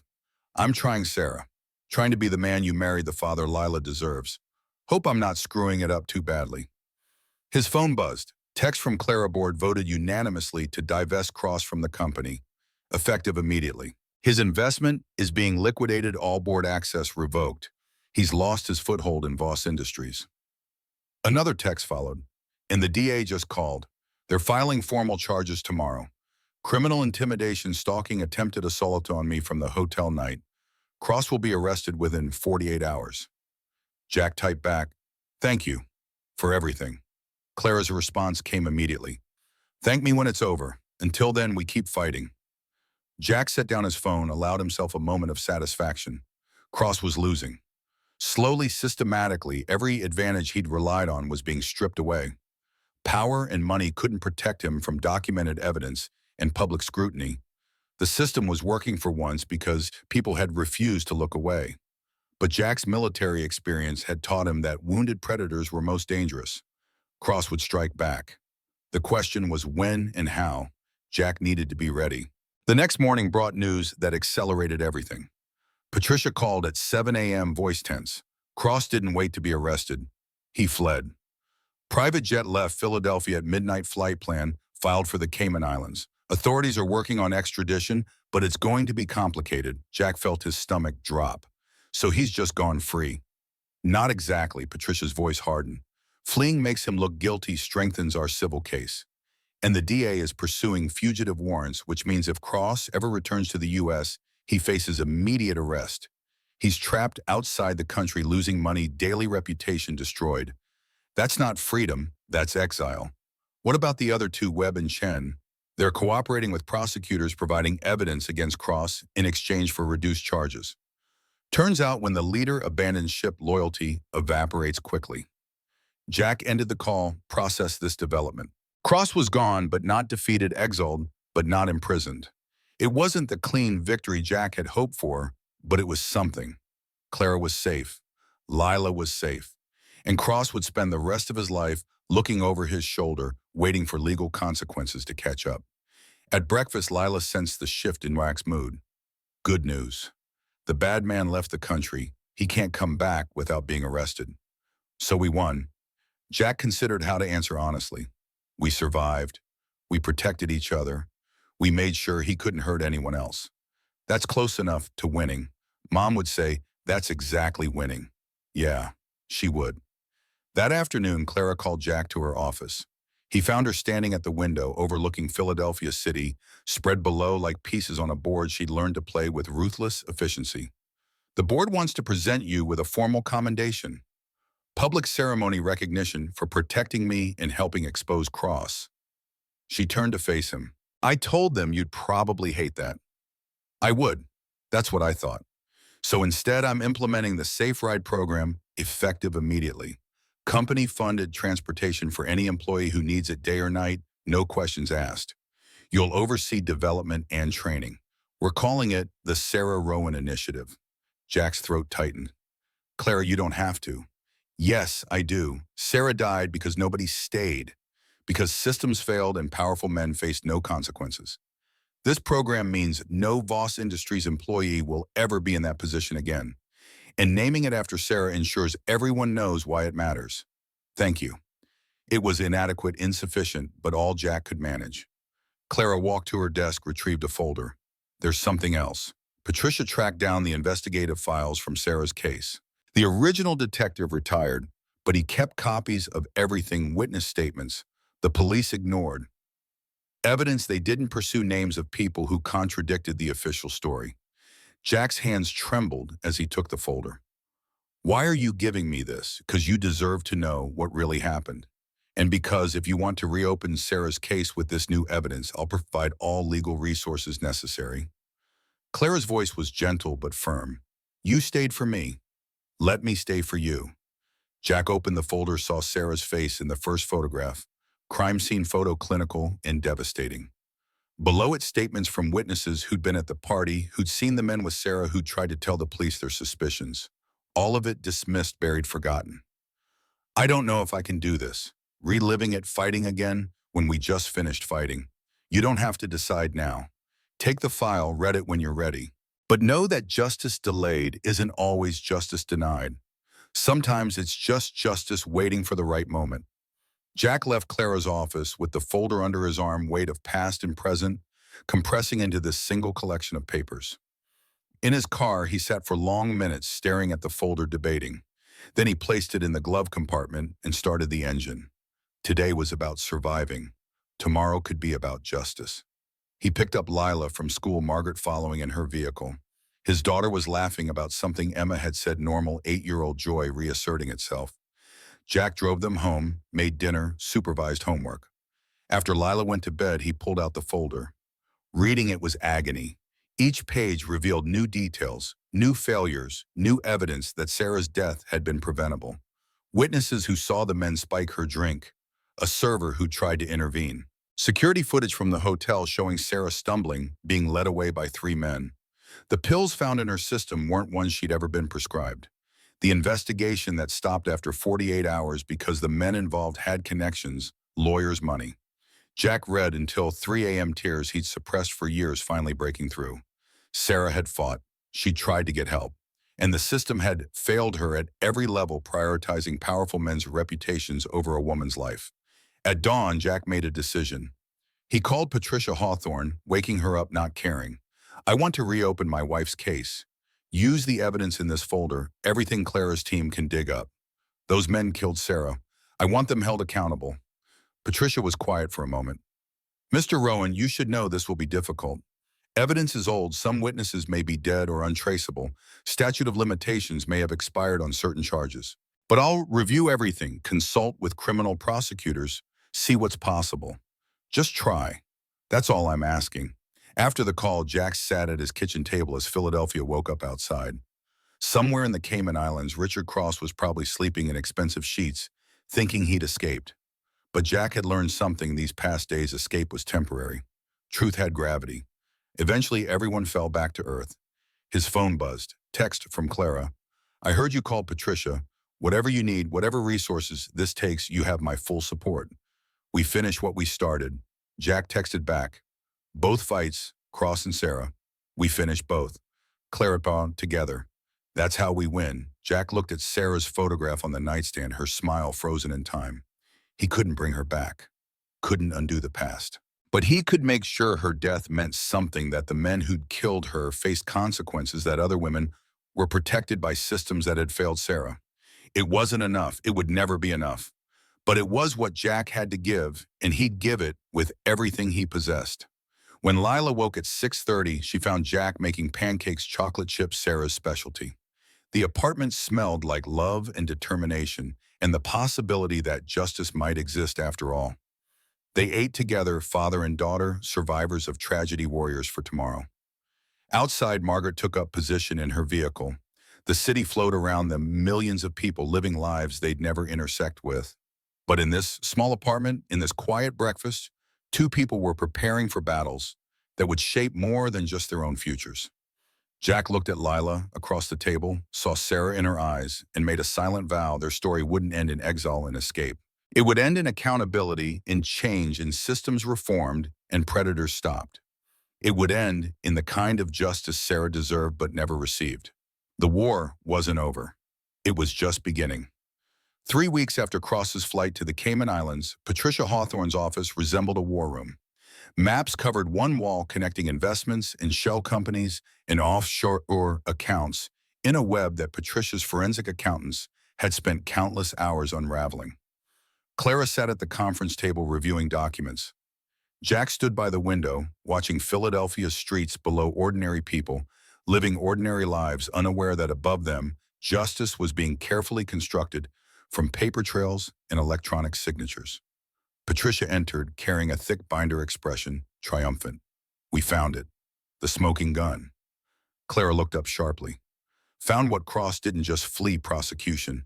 He embezzled $12 million from his investment fund before leaving. Falsified reports moved money through offshore accounts, left his investors holding worthless paper. Patricia spread documents across the table. Federal securities fraud, wire fraud, money laundering. The SEC is filing charges today. FBI already has warrants. Jack turned from the window. That brings him back. Patricia's smile was sharp as broken glass. Better. Every country with extradition treaties now has legal obligation to return him. Caymans won't harbor a fugitive facing federal charges. He'll be on a plane to Philadelphia within the week in handcuffs, facing decades in prison. Clara's expression was carved from ice and vindication. What about the others, Webb and Chen? Their cooperation bought them reduced charges on the assault attempt. But the financial crimes are different. They were partners in Cross's fund, signed off on documents. They're implicated too. Patricia paused. Webb especially. Turns out his betrayal of you 5 years ago involved similar financial manipulation. We've reopened that case. Jack watched Clara's face as she processed this information. 5 years of walls of isolation, of refusing to trust all of it, built on Marcus Webb's betrayal. Now that betrayal was unraveling into criminal consequences. There was justice in that, bitter and necessary. When do we go public? Clara's voice was controlled. CEO making strategic decisions. Press conference tomorrow. Federal prosecutors want you there. Victim impact corporate governance angle. Jack too, if he's willing. Patricia looked at him. Your testimony about the threats, the stalking, it humanizes the case. Shows Cross isn't just a white-collar criminal, but a predator. I'll be there. The next morning, Philadelphia's federal buildings swarmed with media. News vans lined the street, reporters jockeying for position. Cameras pointed at the building's entrance like weapons waiting to fire. Jack arrived early with Clara, both dressed in their professional armor. Her in navy power suit, him in the black suit he'd worn through everything. Inside, federal prosecutors briefed them on messaging. Stay factual, don't speculate, let the evidence speak. Assistant U.S. Attorney Monica Richardson was 45, sharp-eyed and sharper-tongued, the kind of prosecutor who'd built her career on taking down people who thought themselves untouchable. She reviewed their statements, corrected phrasing, ensured they understood the legal boundaries. At 10 a.m. they walked into the press conference. Cameras flashed like lightning. Questions erupted before anyone reached the podium. Richardson raised a hand, silence gradually settling. Today, federal authorities have filed multiple charges against Richard Cross, Marcus Webb, and David Chen. Securities fraud, wire fraud, money laundering, criminal intimidation, attempted assault. Richardson's voice was steel-wrapped in legal precision.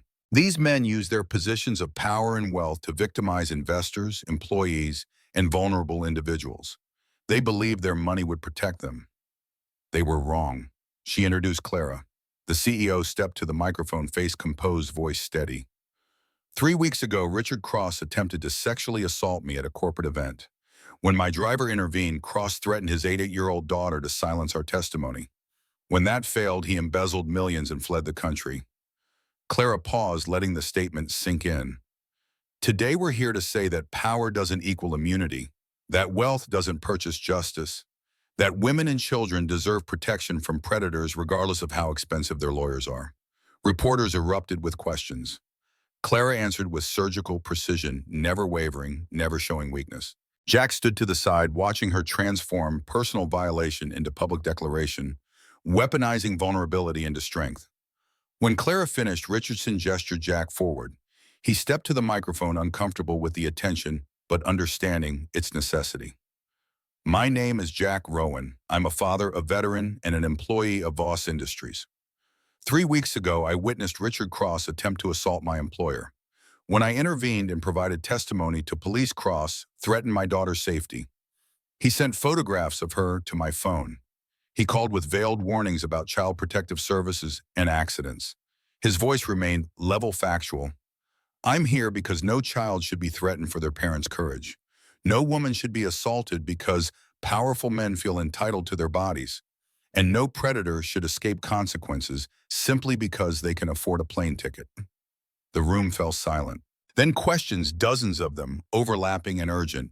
Jack answered what he could, deflected what he couldn't, maintain the controlled composure that military training had burned into his nervous system. After 40 minutes, Richardson ended the conference. Jack and Clara were escorted out through a side entrance, away from the media frenzy. In the car, Clara exhaled shakily, adrenaline draining and leaving her pale. That was harder than I expected. Jack pulled into traffic, eyes scanning for threats out of habit. You did well. Better than well. You gave other victims permission to come forward. Clara's phone buzzed. She checked its expression, shifting from exhaustion to disbelief. It's starting. 3 women just contacted my office. They have similar stories about Cross about Webb. They saw the press conference and want to testify. Jack glanced in the rearview mirror, meeting Clara's eyes. That's what courage looks like. You stood up so they could stand up. By evening, the number had grown to 7 women. By the next morning, 15. Each with their own story of assault harassment threats. Each having stayed silent because Cross's power had seemed insurmountable.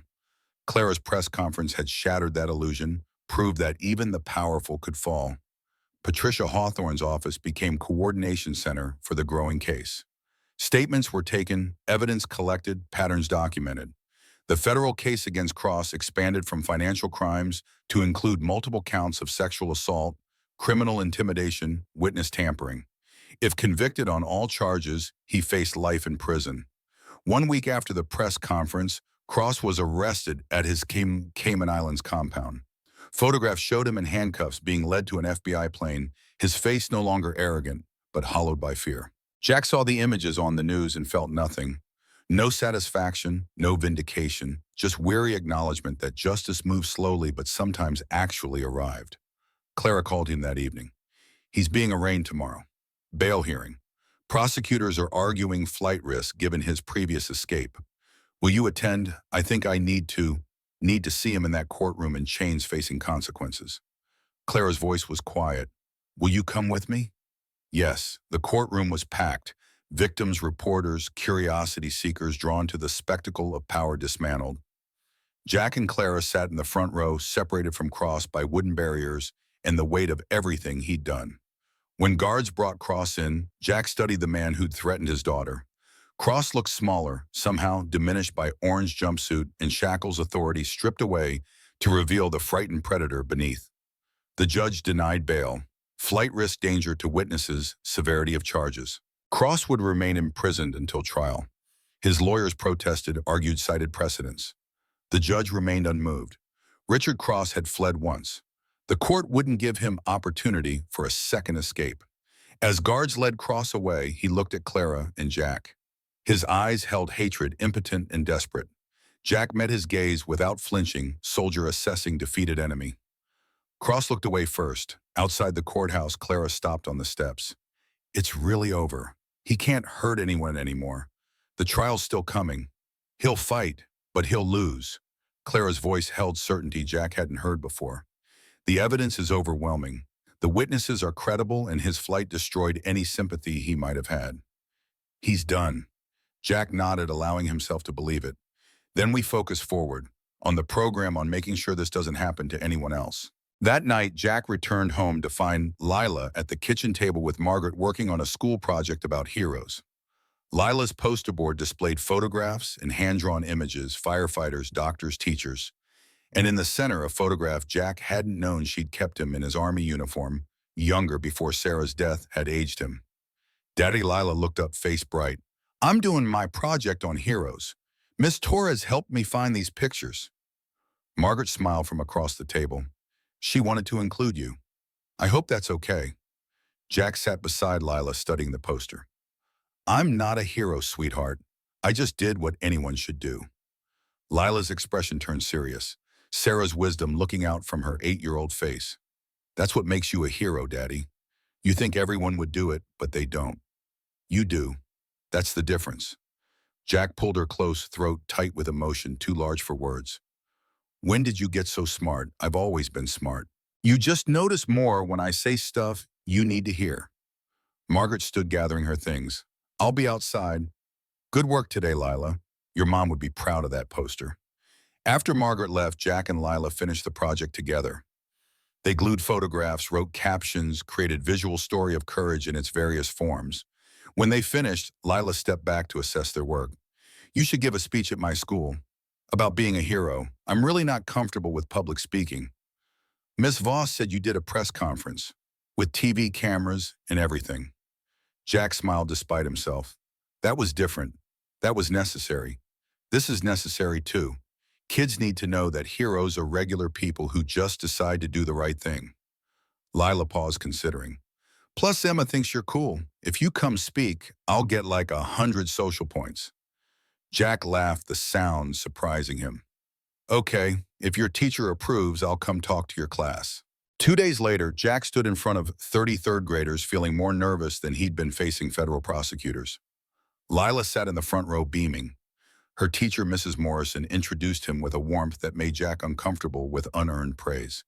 He kept it simple, talked about making choices when things were hard, about staying when leaving would be easier, about protecting others because it was right, not because it won rewards. The kids listened with the selective attention of 8-year-olds, mostly present, occasionally distracted, asking questions that veered from insightful to nonsensical. Afterward, Emma approached him. Mr. Rowan, my mom said you're a hero because you protected Miss Voss from bad men. Is that true? Jack crouched to her level. I helped someone who needed help. That's not heroic, that's basic decency, but lots of people don't help. So maybe basic decency is heroic now, from the mouths of 8-year-olds. Jack smiled. Maybe you're right. That evening, Clara called. How was the school visit? Terrifying. Jack was making dinner, phone wedged between shoulder and ear. Third graders are tougher audience than federal prosecutors. Clara laughed, the sound genuine and unguarded. I'm hosting a dinner next week. Small group: Patricia, Detective Martinez, a few others who helped with the case. I'd like you and Lila to come, if you're comfortable with that. Jack hesitated. Lila in a room with adults discussing her father's involvement in taking down a predator. But Clara continued before he could respond. It won't be about the case. It'll be about celebrating the people who stood up, who refused to look away. And I think Lila should see that her father's courage created community, not just consequences. All right, we'll be there. The dinner was held at Clara's apartment, the same space where Jack had kept vigil weeks ago. But the atmosphere had transformed. Warm lighting, comfortable furniture rearranged to encourage conversation. The smell of catered food filling rooms that had seemed cold and empty before. Lila was nervous until Margaret arrived, immediately putting her at ease. The two had bonded during the security detail, developing the kind of friendship that transcended age and professional boundaries. They settled on the couch, Margaret is showing Lila photographs from her Secret Service days. Patricia arrived with her husband, a quiet professor who taught philosophy and seemed bemused by his wife's courtroom ferocity. Detective Martinez brought his teenage daughter, introducing her to Jack with obvious pride. Monica Richardson, the federal prosecutor, came alone, bringing expensive wine and dry humor that kept the conversation moving. They ate at Clara's dining table, expanded to accommodate everyone, passing dishes, family style. Lila sat between Jack and Clara, eyes wide at being included in an adult gathering. The conversation ranged across topics. Martinez's daughter's college applications, Patricia's husband's upcoming book, Margaret's retirement plans. After dinner, Clara stood and raised her glass. To everyone here, thank you. Not just for helping with the case, but for restoring my faith that good people still exist. That courage isn't extinct. That standing up matters. They drank. Then Martinez raised his glass. To Jack Rowan, who proved that doing the right thing doesn't require a badge, just a conscience and willingness to act. More toasts followed, warmth and wine, loosening tongues and breaking down professional distance. Jack found himself talking to Martinez's daughter about military service, answering her questions about deployment with honesty, tempered by awareness of her age. Patricia's husband engaged Lila in debate about what made someone brave, listening to her 8-year-old philosophy with genuine interest. Later, as dishes were cleared and coffee served, Clara pulled Jack aside to her balcony. City lights spread below Philadelphia at night, both beautiful and brutal. I'm scared.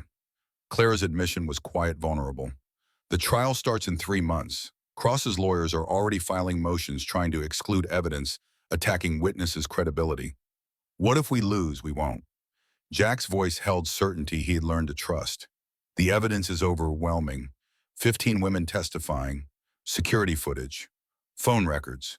His flight alone demonstrates guilt. Juries understand that innocent people don't run. But what if Clara turned to face him? What if money wins again? What if powerful men protect their own? What if Sarah's case taught us that the system only works for people with resources? Jack was quiet, acknowledging the fear beneath her questions. Then we fight harder. We use resources. We have a your platform. Patricia's firm federal prosecution. We make the cost of protecting Cross higher than the cost of convicting him. And we trust that 15 women's voices are louder than one man's money. Clara nodded slowly. When did you become so optimistic? I'm not optimistic. I'm determined. There's a difference. They stood in comfortable silence, breathing cold December air, watching the city that had witnessed their battle. Behind them, through the glass doors, Lila's laugh rang out at something Margaret had said. Normal life knitting itself back together after trauma's disruption. I'm accepting the promotion. Jack's statement surprised himself, the decision forming as he spoke. Director of Safety, I'll oversee the Sarah Rowan Initiative, develop training programs, make sure no employee faces what you faced.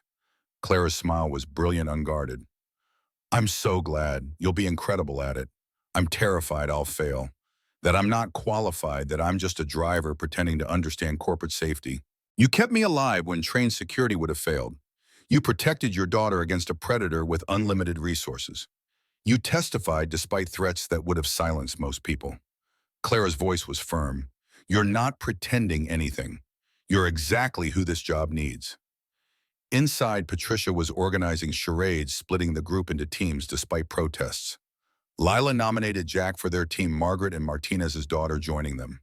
The game devolved into laughter and terrible pantomimes, serious adults temporarily abandoning dignity for joy. Jack watched Lila acting out some movie he didn't recognize, her face animated with delight. This was what he'd wanted when he took the mob 6 months ago, moments of normalcy for his daughter, spaces where she could just be a kid. The path to get here had been brutal, marked by threats and fear and confrontations with evil. But they'd arrived. Lila was safe, laughing, surrounded by people who'd fought for her protection. The evening ended, late guests departing with hugs and promises to stay connected. Jack carried sleeping Lila to the car, Margaret following to ensure their safe departure. In the back seat, his daughter stirred, mumbled something incoherent. Did you have fun, sweetheart? Best dinner ever. Lila's voice was thick with sleep. Miss Clara's nice. I like her. Me too. Are you going to marry her? Jack nearly drove off the road. What? No, we're just friends, colleagues. Lila was asleep again before he finished protesting. Jack glanced in the rearview mirror at Margaret, who was studiously pretending she hadn't heard. 8-year-olds had no filter and too much insight. 3 months passed in preparation for trial.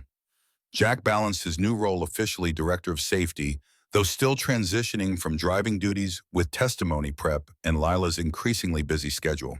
The Sarah Rowan Initiative launched quietly, vans marked with discreet logos, drivers trained in threat assessment and victim support. In the first month, the program assisted 47 employees, preventing 3 potential assaults and providing safe transport for dozens of others. Clara threw herself into work with renewed intensity, using the company as vehicle for change. She implemented zero-tolerance harassment policies, mandatory bystander intervention, training, anonymous reporting systems.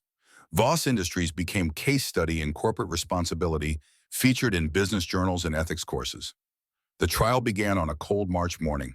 Courtroom 6A in Philadelphia's federal courthouse filled with victims, reporters, and citizens who'd followed the case.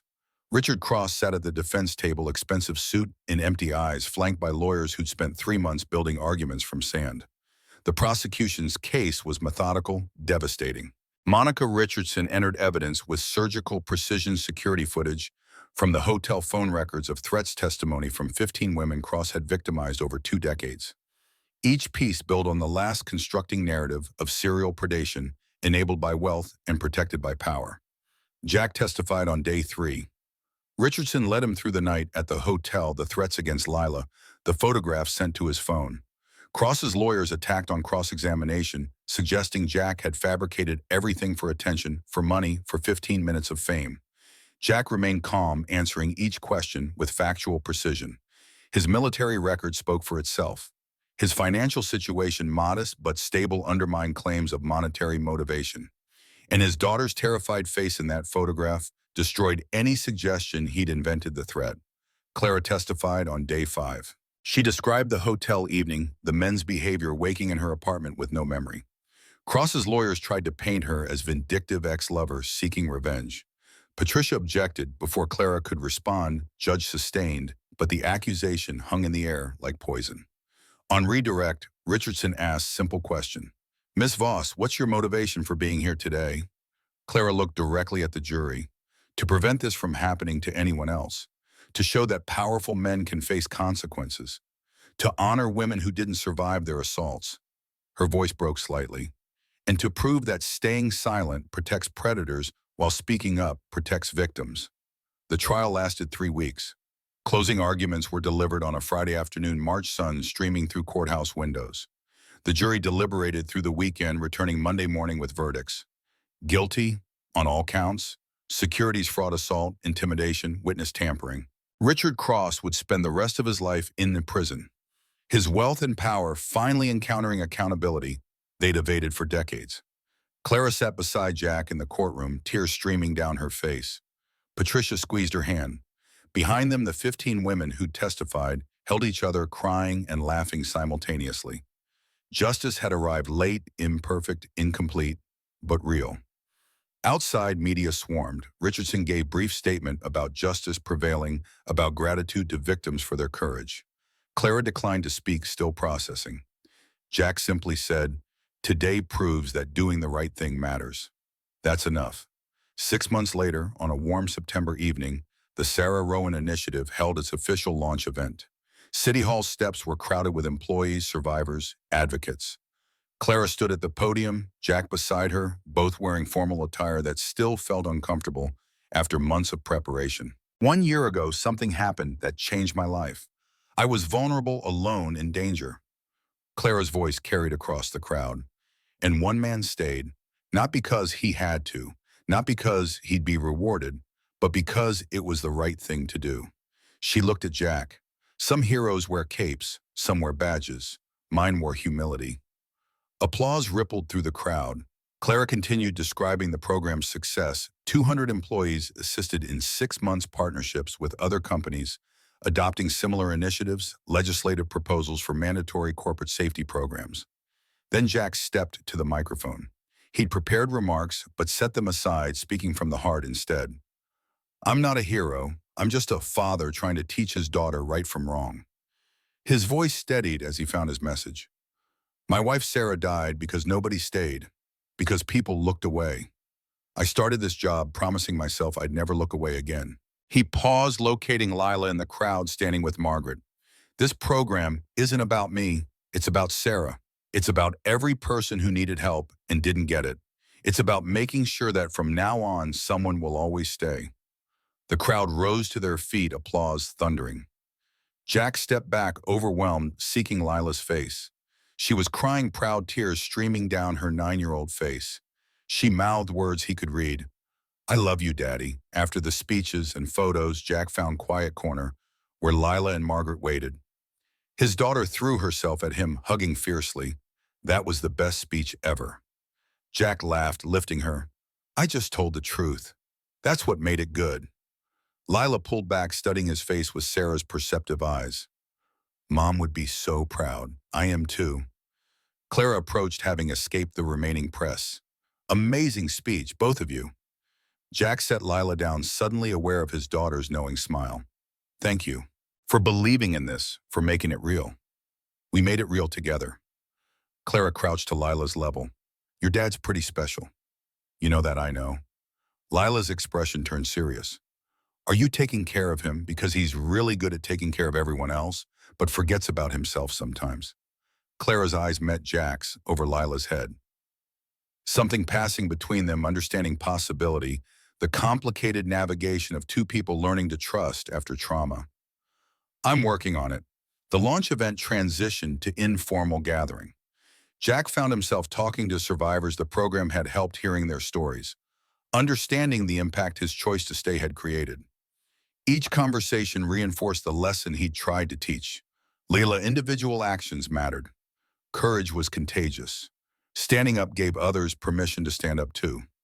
Later, after most guests had departed, Jack stood with Clara and Lila at the top of City Hall steps. Philadelphia spread below city lights, reflecting off rivers and buildings, millions of lives unfolding in darkness, punctuated by illumination. What happens now? Clara's question was quiet, contemplative. Now we keep going. Jack's answer was simple.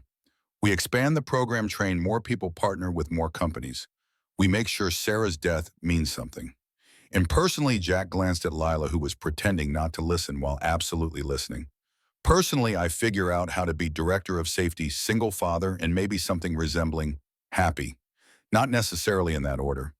Clara smiled, the expression transforming her face into something younger, lighter.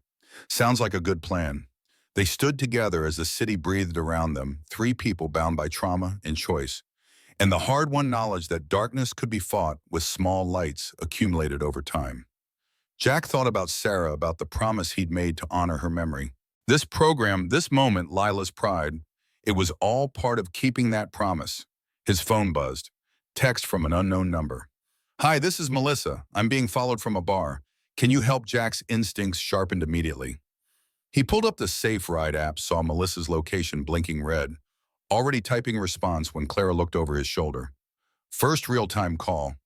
Jack nodded, texting. "Stay on public streets. Don't go home. I'm sending a car now. What's your location?" Clara pulled out her own phone, dispatching the nearest Safe Ride vehicle. ETA 5 minutes. Driver's name is Carlos, former police, excellent at threat assessment. Jack continued texting with Melissa, keeping her calm, gathering information.